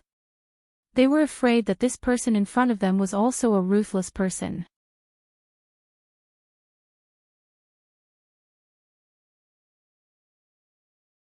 Chapter 51-48.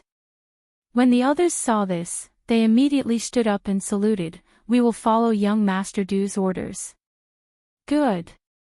Du Fan revealed a satisfied expression and gestured, "Everyone, please take a seat."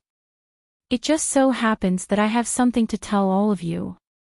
Thus, in the main hall, more than 10 sovereigns listened attentively to Du Fan's instructions. After they understood the situation, they did not stay for long and left first. After they left, the 2 sovereigns beside Du Fan looked at each other and asked, "Young master, do the 4 sovereigns want to?" He gestured with his hands, but when he saw Du Fan's indifferent gaze, his heart trembled and he could not help but lower his head and take a step back. "Do your job well. As for the others, I have my own plans," Du Fan said indifferently.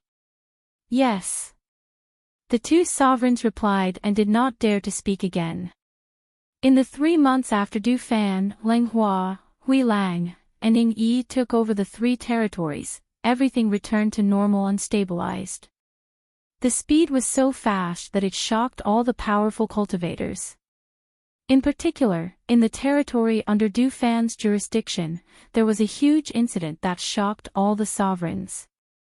Have you heard? A man called Du Fan, who is under the command of the Phoenix Master, killed 4 sovereigns a few days ago. In a restaurant, a few sovereigns gathered together and discussed in low voices. This news spread very quickly and everyone heard about it.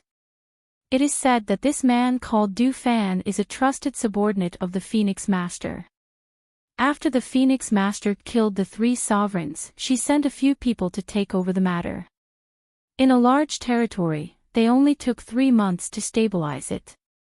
Their methods and abilities are extraordinary. Another person lowered his voice and looked around. He lowered his voice again and said, "I also know that the 4 sovereigns Du Fan killed were sent to him by the Phoenix Master. However, the 4 of them were arrogant because they were sovereigns and did not take Du Fan's orders seriously. At first, Du Fan did not do anything to them. However, once the territory was stabilized, he killed the 4 of them to establish his authority." When the person beside heard this, he could not help but be surprised. He said, "The Phoenix Master sent the 4 sovereigns for him to use. Why did he dare to kill them?" "That's because the Phoenix Master gave the order that Du Fan was in charge of everything in the territory. He did not even need to report the 4 sovereigns to the Phoenix Master." Another person said, "I heard that the people who took over the 3 great emperors are all top-notch people by the Phoenix Master's side. I just don't know where they came from. I've never heard of such people before." At the same time, Hui Lang, Ing Yi, and the 8 sovereigns on the Enchanted Island where Lang Hua was staying were also frightened after hearing the news. They did not expect the 4 sovereigns to die like this. Moreover, they were killed by Du Fan alone. At this moment, they could not help but feel lucky that they were not as foolish as the 4 sovereigns.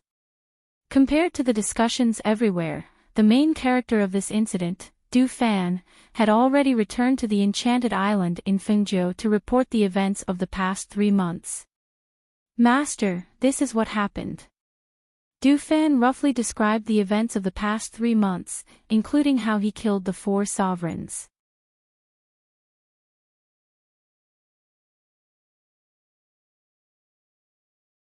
Chapter 51-49. She put down a chess piece unhurriedly, then looked at Du Fan and said, "The 12 sovereigns that I called over this time were not absolutely loyal to me. I assigned them to you so that you can torture them. If they are sensible and help you do this well, they will be rewarded. If they don't obey, you can just kill them." Seeing Du Fan put down a chess piece, she also picked up a chess piece. After looking at the board, she put it down and said, "I have always trusted your ability to handle matters. I will not interfere with your decisions. Moreover, you have handled this matter very well." As she said this, she paused and looked up at him. She smiled and said, "That's enough. Go and rest. Speaking of which, you haven't had a good look at this immortal island since you came here. Go and walk around. As for Lang Hua and the others, I heard from the news that they sent back that they will probably be a day or 2 late." "Yes. Du Fan replied. After bowing to her, he nodded at Mo Chen and turned to leave. Mo Chen watched him leave and smiled warmly. I didn't expect you to have a way to break the Heavenly Tao's boundary and bring them up here. It wasn't easy. Fengjiu smiled and said, I studied it for a few years before I could do it. Mo Chen smiled and took a sip of tea. He put down the teacup and looked at Fengjiu, saying, You can do what others can't. That's you, Fengjiu. Hearing this, Fengjiu smiled and said, There are also things that I can't do. Look, Feng Yi and the others, I'll have to trouble you. With your current reputation and status, you can send them to any sect you want.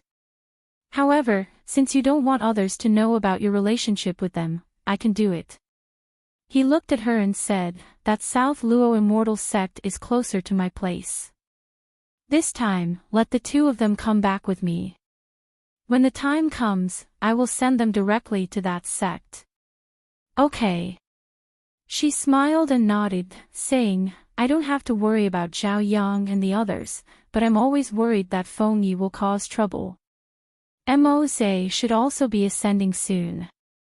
I don't have time to take care of them, so I can only trouble you. There's no need to say such things between us. As Mo Chen spoke, he looked at her and said slowly, Now that you are the ruler of the 5 great territories, you have a great reputation. The other reclusive great emperors probably don't want to be enemies with you. Once Mo Zhe succeeds in his ascension, your family can be reunited. Hearing this, Fengjiu looked at him and saw that his eyebrows were like a painting. His white robe was spotless and his whole body exuded an otherworldly immortal qi. Compared to his past self, the current him seemed to be right in front of her, but was actually very far away. She said softly, Mo Chen, the years of immortality are long. I really hope that in the years to come, you can meet a woman who is truly in love with you and accompany you through your long life.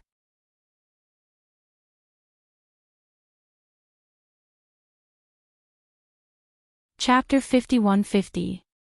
Although he said so, he knew that he was destined to be alone for the rest of his life. Because in this world, except for Fengjiu, there was no one else who could move his heart. Hearing his words, Fengjiu couldn't help but reveal a gentle smile. She had happiness, and she also hoped that he could have the same happiness as her. She believed that such an outstanding and good person like him would definitely meet his own happiness in the future. 2 days later, Ling Hua, Hui Lang, and Ying Yi came back after arranging things there. In the hall, they reported to Fengjiu what had happened in the past 3 months. Now everything is on track. Everything has stabilized. When I left, I also arranged for people to guard the Enchanted Island. It can be said that there are no major issues. Lang Hua said, looking at his master who was sitting on the main seat. Madam, it's the same on our side. Everything has been settled. It doesn't matter if no one watches over there in the future. As long as we have time, we can go there and take a look occasionally. Hui Lang also said. This time, they brought back all their contracted beasts. As soon as they came back, the 2 cloud-swallowing beasts and the fire phoenix wandered around the Enchanted Island. Compared to the other 2 Enchanted Islands, they probably liked this one more. Well done. Now that you're back, have a good rest. I've already asked me, to make some delicious food for you. She comes from the family of the god of cookery and is very good at cooking. If you want to eat anything in the future, ask her to make it for you. Fengjiu said with a smile. Okay. The 3 of them responded. They looked at each other and smiled. Ah, Jiu. A voice came. Several people in the hall saw Feng Yi in a purple robe running in from outside, followed by Zhao Yang. Seeing him, Fengjiu leaned back and looked at him leisurely, asking, What's wrong? Feng Yi glanced at Lang Hua and the other 2. He ran forward and came to Fengjiu. He reached out and hugged her arm, saying, Okay, "Ah, Joe, let us play for a while more. You saw that we were trapped in the forest as soon as we came here. We just came out and you want us to go to the enchanted gate again. After we enter the enchanted gate, we can't go out to play. Ah, Joe, let us wait for a while more. A year, how about a year? Let us go out and travel by ourselves. A year later, we will go to the enchanted gate, okay?" Feng Jiu was hugged by him with one hand, and her body was swayed by him like a spoiled child. She rolled her eyes speechlessly and said, "Feng Yi, watch your image. You're not a child anymore. Image can't be eaten. Besides, I'm still a child," he said faintly and looked at her with an aggrieved expression. Seeing the scene in front of them, Ling Hua and the other two looked at each other. They smiled and bowed first, saying, "Master, we'll leave first." "Okay." Fengjiu responded. After watching them leave, she reached out and flicked Feng Yi away from her arm. She watched him fall into the hole. She stood up and said, "You see, you're so weak now. Do you think you have the ability to travel outside with your strength?"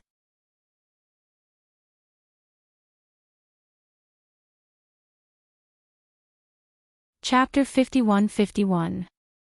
Looking at Feng Yi, who had his head lowered, she sighed softly and said, "It's not that I want to discourage you, but you are grandfather's son.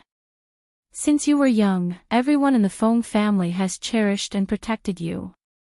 But because of this, you have experienced many things since you were young.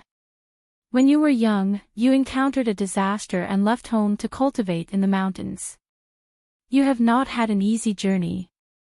I know this, but I hope that you can do better. You can become stronger, so strong that you will not encounter the dangers that you encountered when you were young." Hearing her words, Feng Yi lowered his head guiltily. He knew that he was being willful. He stood up and looked at Fengjiu, saying, "Ah, Joe, I'm sorry. I know I was wrong. You are doing this for my own good, I know. I shouldn't have been so willful. I will listen to you and go to the immortal sect."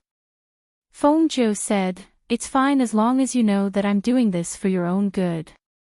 I specially asked Mo Qin to take the two of you to the South Net Immortal Sect.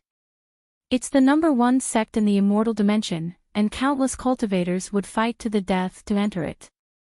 Both of you have to cultivate properly once you arrive there. You have to know that it isn't just the two of you who have to cultivate in the sect, even Hao, Qin, and you, will be cultivating by their master's side." "I understand." Feng Yi nodded and said, "There is one more thing." She looked at Feng Yi and Xiao Yang and said, "After leaving this immortal island, you must not mention your relationship with me to anyone." "Yes, we understand." The two of them replied. "Okay, go back and prepare. Tomorrow, you will set off with Mo Chen." She patted their shoulders and said, "Okay." The two of them replied and walked out. Ling Shuang walked out from the side and looked at the two people who were leaving. He said, "Only Master has a way.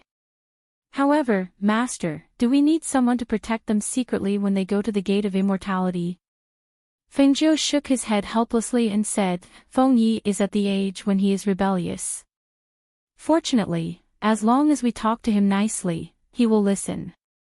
As for the immortal sect, Mo Chen will send them in. Generally speaking, there is no need to worry. Furthermore, the rules of the South Luo immortal sect are very strict. Killing each other will not happen in the sect. By the way, where's Mo Chen?" Fengjiu asked. "He's admiring the scenery at the Rainbow Bridge," Ling Shuang said. "And, ask me, to cook a few dishes to go with the wine. Send them to the peach blossom tree later." Fengjiu instructed as he walked out. Seeing that she had left, Ling Shuang also walked towards the kitchen.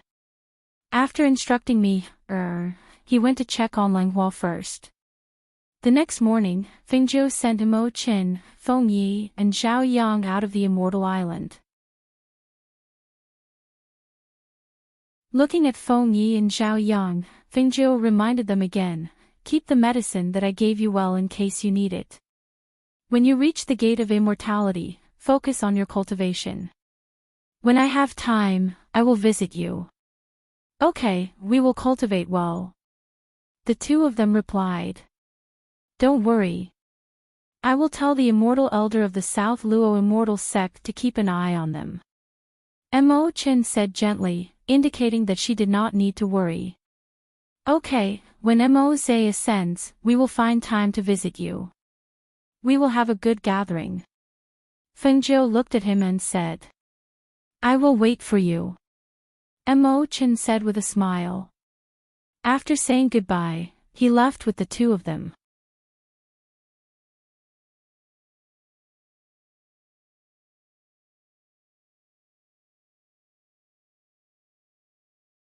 When he saw Xianyuan Mo's undergoing the heavenly thunder, he said in a low voice with some surprise, "I didn't expect him to try to ascend again in such a short time. I wonder how it will turn out this time." He wanted to call his 3 disciples over to watch, but when he remembered that they were still in seclusion, he gave up on the idea. If Xianyuan Mo successfully ascended this time, he would tell them the good news.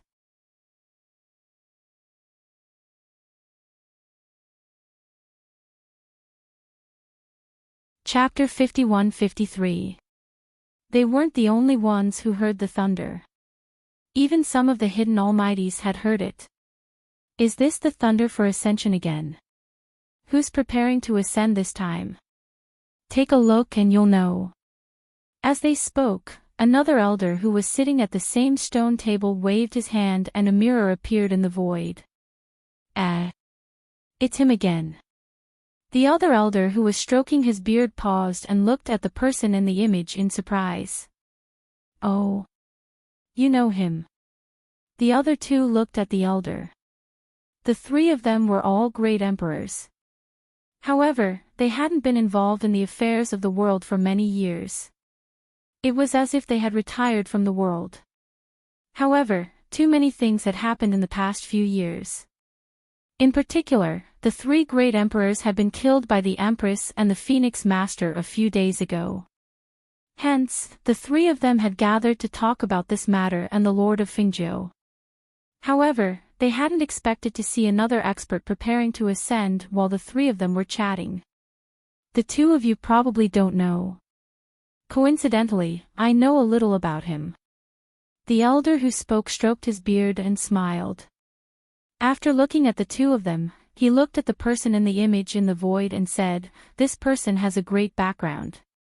Putting aside his other identities, his most famous identity is the husband of Fengzhou, Xianyuan Mo's."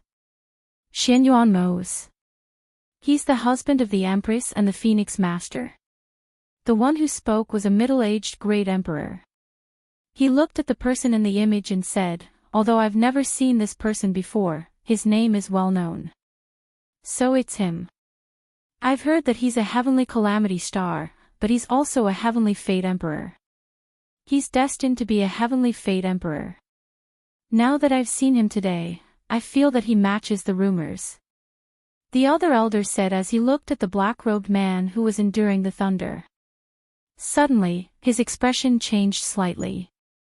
"Look, his aura seems a little different," the elder said in surprise as he looked at Xianyuan Mo's in the image. "What's with that dark aura?" The other 2 were also slightly startled, clearly not expecting to see such a scene. The aura of darkness has always been possessed by demonic cultivators. There's also the fact that they practice dark techniques, but that's something that righteous cultivators despise. Why does Xianyuan Mo's have the aura of darkness on him? Could it be that he cultivates the demonic Tao? As the old man spoke, he frowned slightly and looked at the 2 people beside him. Since Fengzhou is an immortal cultivator, her husband can't be a devil cultivator. There must be a problem. Another person said thoughtfully, "Perhaps, we'll find out the reason after he ascends. If he's a demonic cultivator, are we going to let him ascend? An old man asked with a frown. Hearing this, the two people next to him glanced at him and asked, what else? Do you dare to stop him? Let's not talk about Xianyuanmo's strength. We just finished talking about Fengzhou. She single-handedly killed 3 great emperors. With such strength, which great emperor in the immortal realm can be her match? The middle-aged great emperor took a sip of tea and said, I'm prepared to be on good terms with Fengzhou. I don't intend to be on bad terms with her because I have no chance of winning. This time, I'm still planning to marry her.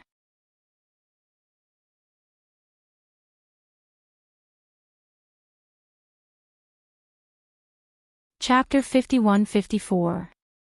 Indeed, there's no news of her child. After all, if someone from the lower immortal realm wants to come up, they have to ascend.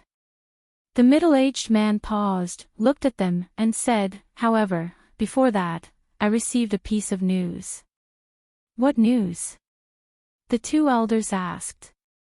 Do you know the origins of the people who are now in charge of the 3 destroyed great emperors' territories? He looked at the 2 elders and asked. Hearing this, the 2 elders looked at each other and shook their heads. How would we know where the people around Fengzhou came from? They had not asked about this for many years. If it were not for the fact that 4 great emperors had died in the past few years, they would not have gathered here to discuss this matter. I heard that Fengzhou broke the boundary of the heavenly Tao. She can freely travel between the upper immortal realm and the lower immortal realm. The people who are now in charge of the 3 great emperors' territories were brought up by her from the lower immortal realm. They used to be her trusted subordinates. The middle-aged man said. Seeing their shocked expressions, he knew that they did not know about this matter. How is this possible? For so many years, no one has been able to break the boundary of the void.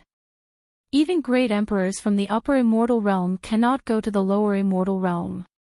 If cultivators from the lower immortal realm want to come up, the only way is to ascend. Only by ascending will the heavenly road open. It has been like this for millions of years. That's true. However, Fengzhou did something that no one has been able to do for millions of years. The middle-aged great emperor looked at the 2 elders and said, that's why I said that Fengzhou can only be friends, not enemies. If this is true, then it's really unbelievable. The elder next to him murmured, but if this is true, then why did Xianyuanmo ascend from below? Why didn't he come up directly? When he said this, the middle-aged great emperor laughed, ha ha ha, it seems that you've become muddle-headed. Don't you know that ascending and ascending are 2 different things? If that's really the case, then Fengzhou is really too incredible. The old man muttered. Suddenly, his eyes lit up and he said, if that's the case, then her child will naturally be brought up as well. This marriage will be possible. However, how old is Fengzhou and Xianyuanmo's child? Can they be married? Another old man asked. In his heart, he was also thinking that when he returned, he had to get someone to inquire about it properly so that he wouldn't lose the initiative. Haha. When the middle-aged man saw that both of them had the same idea, he smiled and said, actually, I'm telling you this because I know that it won't be easy to become in-laws with Fengzhou. Furthermore, even among the younger generation of our clan, I reckon that only 1 or 2 of the top direct descendants can compete with her and Xianyuanmo's child. As he spoke, he smiled and glanced at the 2 of them. He said unhurriedly, moreover, as far as I know, among the descendants of the 2 of you, there is almost no one who is the same age as Feng Ix's child. The 2 elders looked at each other and asked, how old is her child?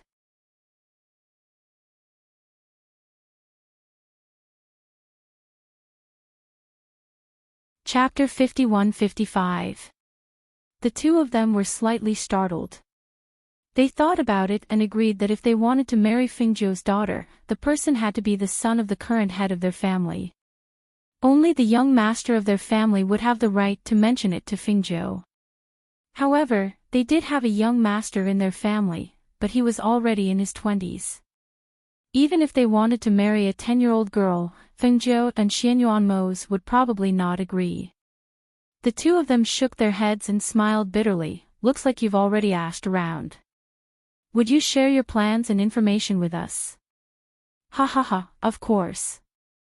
The middle-aged great emperor laughed heartily. He looked at the image in the sky and said, therefore, although I don't know why Xianyuanmo's has the dark aura, I still hope that he can successfully ascend. When the time comes, we can take this opportunity to congratulate him, and at the same time, we can test their intentions and see if they have this intention. Since that's the case, let's wait here and watch him ascend. An old man said as his gaze fell on the image in the sky. Everyone was paying attention to Xianyuanmo's ascension. Because of Fengzhou's deterrence, no one dared to secretly attack him. As a result, he was able to withstand the tribulation of the heavenly lightning without a hitch. As the days passed, bolts of lightning struck and tempered him. On this day, when the last bolt of lightning was about to strike, everyone held their breaths. It's the last one. Luo Yu said, feeling a little excited. Yama Lord has ascended. We can finally reunite with Master and the others. Qi Kong also said, his eyes filled with joy. Fengzhou looked at the last bolt of lightning in the sky, her palms sweating uncontrollably. Du Fan and the others standing behind her saw that she was a little nervous and said, Master, Yama Lord will definitely ascend smoothly. Don't worry. I know, I'm just nervous, Fengzhou said, exhaling softly. I'm even more nervous than when I ascended. Du Fan smiled and gently fanned himself with the fan in his hand. Master, why don't you think about how we should celebrate after the Yama Lord ascends? When Fengzhou heard this, his attention shifted a little. He turned to look at them and revealed a smile. His gaze landed on Songmi and said, when the time comes, how about we invite Er's father and a few of her brothers to make a banquet for us? Sure. When does Master want to do it? I'll send a message to my father and the others right away and have them prepare to come over. Songmi clapped her hands and said with a smile. Fengzhou smiled, turned back to look at the image in the void, and said slowly, after he ascends, you can send the news back. Okay. Songmi replied. In her mind, she was already thinking about what kind of dishes to make. At this moment, an extremely loud bolt of lightning struck down. The sound of the thunder was so powerful that it was like a strike of thunder. It gathered all the power of the previous bolts of lightning and turned them into one final bolt, which landed heavily on Xianyuanmo's body.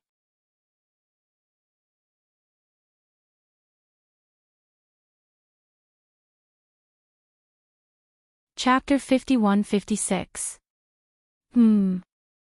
That's the ancient Black Lotus.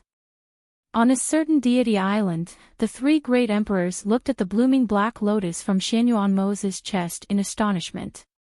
Is that the Black Lotus? Didn't I hear that the Black Lotus had disappeared for many years? Why would it appear on Xianyuanmo's body? An old man stroked his beard as he spoke, deep in thought. No wonder he has a dark aura. It's because the ancient Black Lotus is on him. But the middle-aged great emperor hesitated and looked at the two of them. He said solemnly, the ancient Black Lotus is an evil lotus. Looking at the situation, Xianyuanmo's spiritual soul already has the imprint of the Black Lotus.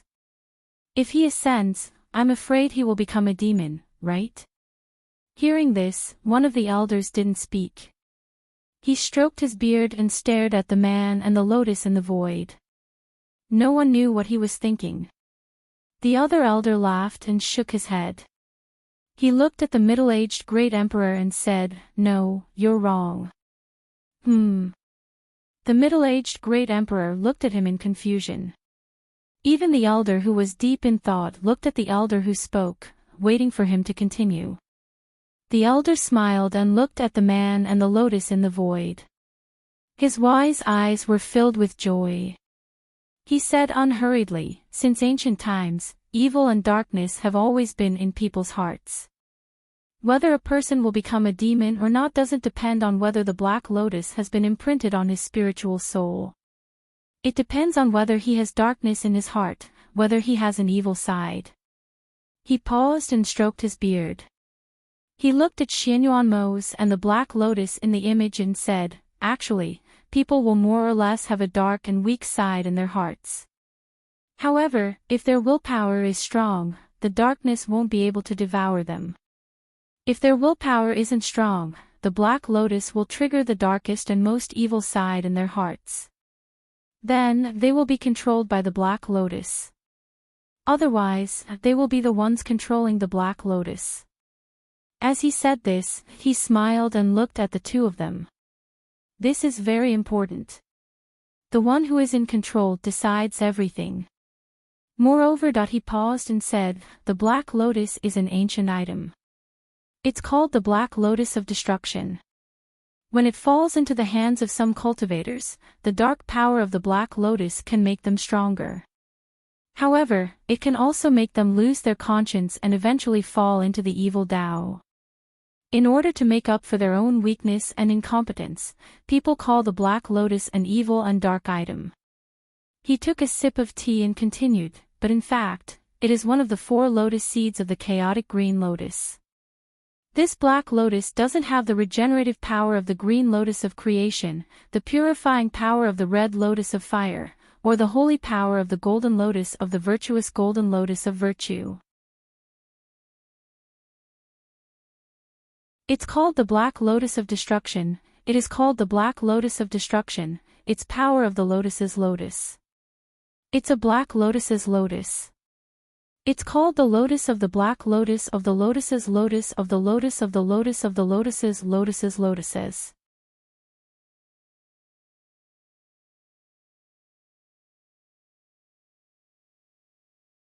Chapter 51-57. Don't rush to speak. Take a closer look at the black lotus and Xianyuanmo's. The old man gestured for him to look at the man and the lotus in the picture. "I see." The other old man nodded in realization. "No wonder I couldn't put my finger on it when I looked at it." The middle-aged great emperor couldn't help but ask, "Why don't you tell me what you know?" "Ha ha ha ha ha." Seeing that he was anxious, the 2 old men laughed loudly. They stroked their beards and looked at each other. One of them said, "You. How old are you? Why are you still so impatient?" The old man smiled and said, "Take a closer look. Isn't Xianyuanmo's and the black lotus like one?" Hearing this, the middle-aged great emperor was stunned. He looked at the picture and saw that the man and the lotus were very harmonious. It was as if there was a lotus in the man and a man in the lotus. The man and the lotus had reached the realm of one with the lotus.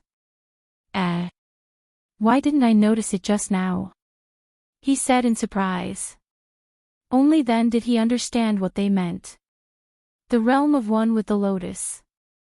It seems that Xianyuanmo's has indeed become the owner of the black lotus of destruction. That's right. The old man nodded. Since he is the owner, the black lotus's dark chi is a powerful force for him. It seems that we have to prepare a generous gift to congratulate him. The upper immortal realm is going to give birth to another powerful great emperor. It's really not easy. The other old man stroked his beard and smiled. On the other side, when Emperor Qing saw the black lotus of destruction on Xianyuanmo's, he was also stunned. Then, he revealed an imperceptible smile and whispered, as expected of Xianyuanmo's. On the other side, on the fairy island where Fengjiu was, when Fengjiu saw that he and the black lotus had reached the realm of one with the lotus, he was slightly stunned. Then, he revealed a relieved smile. It seems that I don't have to worry anymore. She had been worried about what would happen to Black Lotus in the future, but now it seemed that her worries were superfluous. It was also at this moment that the loudest thunderclap rang out, and the dark clouds in the sky dispersed. Multicolored rays of light shone down from the 9 heavens, and celestial music came from the clouds. At the same time, the path to heaven slowly opened within the multicolored rays of light. Chi Kong and the others looked at the scene excitedly and couldn't help but shout, "Good! This is great! The Yama Lord has finally ascended. Look, the heavenly road is open. Just like when Master ascended." The grand occasion of ascension shook the 9 heavens. Now, all the sovereigns in the lower immortal realm naturally knew about it. They looked at the multicolored light enviously, as well as the heavenly road that had opened up to the upper immortal realm. This heavenly road could be said to be the path that all cultivators yearn for the most. However, for many years, except for Fingzhou, Mo Chen, and Xianyuan Mose, almost no one had ascended, and no one dared to try. They envied them for being able to ascend to the 9 heavens, but they didn't dare to try, because if they failed, they would die immediately. All the sovereigns and cultivators were watching this grand occasion. They knew that perhaps in this lifetime, they would never have the chance to see another cultivator ascend. The heavenly road was open.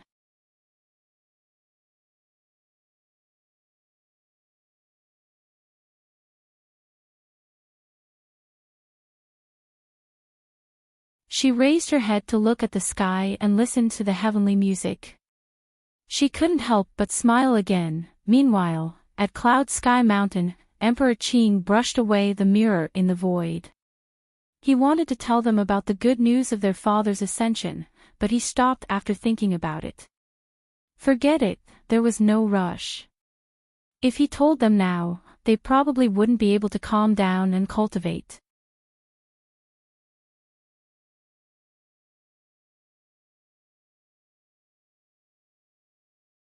Chapter 51-59. Now that the couple had successfully ascended and become great emperors in the upper immortal realm, no matter who it was in the future, they would only befriend them and not be enemies. The safety of the 3 children that they had been worried about was probably no longer an issue. Then, if they came to Cloud Sky Mountain, would they take the 3 children back? Thinking of this, his brows knitted together. His deep and calm eyes glanced in the direction of the cave residence of the 3 children, and a dark light flashed in his eyes. It was not impossible to take the 2 boys back, but he had doted on Xiaoqi for several years and watched her grow up. If he took her back, wouldn't it be too much? Those 2 boys were like a taciturn gourd, with a taut face every day and not much talk on normal days. He estimated that if they did not appear in front of him for 10 days or half a month, he would not think of them. But Xiaoqi, that girl, was mischievous and mischievous. The years in this mountain were quiet, and it was because of her that there was a trace of liveliness. If she was taken away, then wouldn't his place return to its previous lifeless state? The more he thought, the tighter his brows knitted together. However, what he did not know at this time was that not only because Xianyuan Mose had ascended and would soon come here to take the 3 children back for a reunion, but at this time, Xiao Junyan, who had met you, a few years ago, had also stepped on the road to look for you, At the same time, in the Xiao family's immortal island, Roaring Sky Emperor was sitting in the main hall, looking at the people of the Xiao family sitting on the left and right sides of the hall. After looking around, his brows furrowed and he asked, "Where is Xiao Junyan?" Xiao Junyan, the most outstanding child of the Xiao family's direct line of descent, was also the Xiao family's key successor, but at this time, he was not in the main hall. Hearing this, the Xiao family head was startled for a moment, and then he said, "Old ancestor, he left the island a few days ago and is not on the island now. I wonder if old ancestor is looking for him for something important." He felt strange in his heart. Why would the old ancestor, who had not asked about the affairs of the family for a long time, ask about him? Left the island. Where did he go? Roaring Sky Emperor asked. It's like this: a few years ago, the disciple of Emperor Qing came here by accident and spent some time with Jun Yan. The two children got along quite well.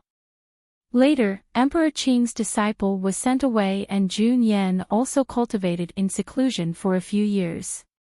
A few days ago, Emperor Qing's disciple, said Jun Yan came out of seclusion and said that he would go out to travel and see that little girl. I thought it was not a big deal, so I agreed. Shao family head said cautiously. He had a feeling that something was about to happen. Emperor Qing's disciple. Girl, great Emperor Howling Sky recalled that there was indeed such an incident a few years ago. However, he had forgotten about it in the blink of an eye. He did not expect to be brought up again after a few years. Yes, it's that little girl called Cloud 7. Patriarch Shao said World Emperor is.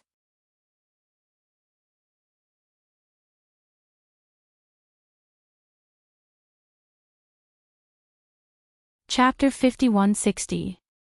Yes. Everyone replied respectfully in unison and listened to the ancestors' instructions for a while. All right, you may leave first. The Roaring Sky Emperor waved his hand and motioned for them to leave first. Thus, after everyone agreed, they left first. Just as Patriarch Shao and the other elders were about to leave, they heard his voice again. You may stay. Hearing this, they looked at each other and stopped. They turned to the center of the hall and said, Ancestor, do you have any other orders? Sit down. The Roaring Sky Emperor motioned for them to sit down. They looked at each other and sat down, waiting for him to continue. I want to let Jun Yan marry Fengzhou's daughter. What do you think?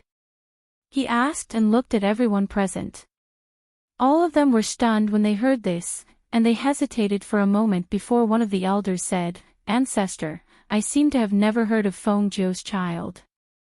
Moreover, even if there is, I presume her child is in the lower immortal dimension, right? How can he marry them across the 9 heavens?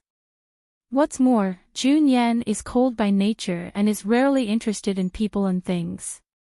If this marriage is arranged, I'm afraid. Patriarch Shao also nodded his head and said, Great Elder is right.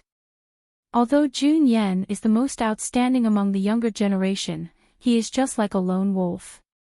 You say, to suddenly arrange such a marriage for him, I am also worried that it will backfire. He paused and said, All these years, I have seen that he is different to Emperor Qing's disciple, Yun Qi. This time, he left the island for Yun Qi. So, I think that if we want to arrange a marriage for him, we should discuss it with him first. Yes. Old Ancestor, I also think that what Master said makes sense. She is the daughter of Empress Fengzhou. If she is really engaged, it is not easy to go back on your word. However, if Jun Yan does not have that intention, then this marriage will have the opposite effect. Another elder also spoke up. Martial Monarch Roaring Sky fell into deep thought upon hearing this. He frowned and said, Let's call him back first. I'll talk to him personally. Yes. They could only respond. Seeing that he had no other orders, they retreated. Patriarch Shao returned to the main courtyard and saw that his son was also there. He asked, Why are you here? What's the matter? As he spoke, he sat down by the stone table in the courtyard. His brows were slightly furrowed, and his face showed that he was deep in thought. Father, is something the matter? Xiao Juanheng asked as she sat down beside him. Upon hearing Qin Wentian's question, the Xiao clan lord glanced at him. The son in front of him had an outstanding demeanor and a handsome countenance. If it wasn't for Xiao Zhenyan, he would definitely be the most outstanding among the younger generation. Thinking of this, he sighed softly and told him everything that had happened in the main hall. In the end, he said, It's like this. Old ancestor wants to let Jun Yan marry Fengzhou's daughter. When I came back, I had already sent a message to Jun Yan, asking him to make a trip back. As he spoke, he looked at his son beside him and asked, Junheng, what do you think of this matter? As he spoke, he stared at his expression, not letting go of a single trace of it.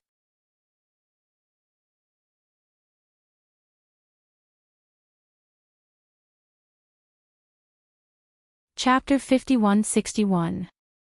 Don't you have any resentment or jealousy in your heart? Patriarch Xiao asked, his gaze falling on his face.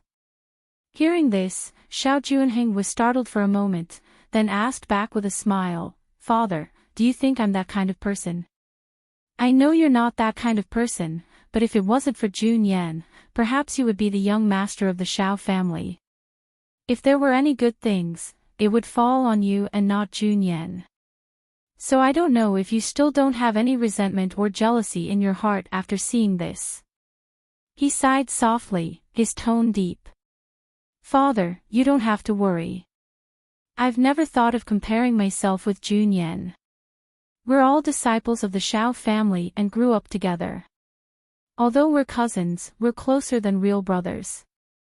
Jun Yan is very outstanding, I'll only be proud of him, happy for him, and not jealous. He smiled and continued, and I also know that his father is the patriarch of the Xiao family, so it's natural for him to be the young master of the Xiao family. Actually, I think this is pretty good. At least I'm not the young master of the Xiao family, so the burden on my shoulders won't be so heavy. Hearing this, Patriarch Xiao nodded in relief, patted his shoulder and said, as expected of my son. Good, very good. It's just that, after hearing what you said, I also feel that the old ancestor's idea isn't very good. He looked at his father and said, with Jun Yan's personality, I'm afraid he won't like this kind of marriage arranged by the elders of the family. Moreover, I know that he has a good impression of Emperor Qing's disciple, Yun Qi. Otherwise, he wouldn't have left the island to look for her after coming out of seclusion. There's also one more thing. Xiao Junheng's voice paused, looking at his father, slightly hesitant. Speak, I'm listening. Patriarch Xiao gestured. It's just that the matter of the engagement is only the old ancestor's one-sided idea. I feel that the Empress and the Phoenix Master might not agree to such a marriage. He spoke out the concerns in his heart. Hearing this, Patriarch Xiao laughed, nodded, looked at him and said, Junheng. You've really grown up. That's right. What you just said is also what I'm thinking. Even if the Patriarch is interested in this marriage, I don't think it will happen. He smiled and shook his head. Thinking that his son could also see this point and could sit down with him to analyze this matter, he was very happy. However, we see that the ancestor is looking forward to this marriage, and no one dares to go against his wishes. For now, let's just do as he says. It's rare for Jun Yan to leave the island. If we call him back now, will he come back? Xiao Junheng asked. I have already told him. As for whether he will come back or not, it depends on his own plans. I think if he doesn't come back, he will also tell the old ancestor. Patriarch Xiao smiled and said, well, you go back first. Yes. After speaking, Xiao Junheng stood up and left. On the other side, Xianyuan Mo's ascension, the completion of the fairy island, and the worship of the experts from all over the world gathered in front of the fairy island that was completed with his ascension. They were ready to pay their respects to the great emperor who had just ascended. You're tuning into the LoveLore Library YouTube channel. We're so grateful for your support, and don't forget to subscribe to join us on this incredible journey through captivating stories. Your generosity through donations truly makes a world of difference, as it's the primary source of revenue that allows me to expand and enhance this channel for you.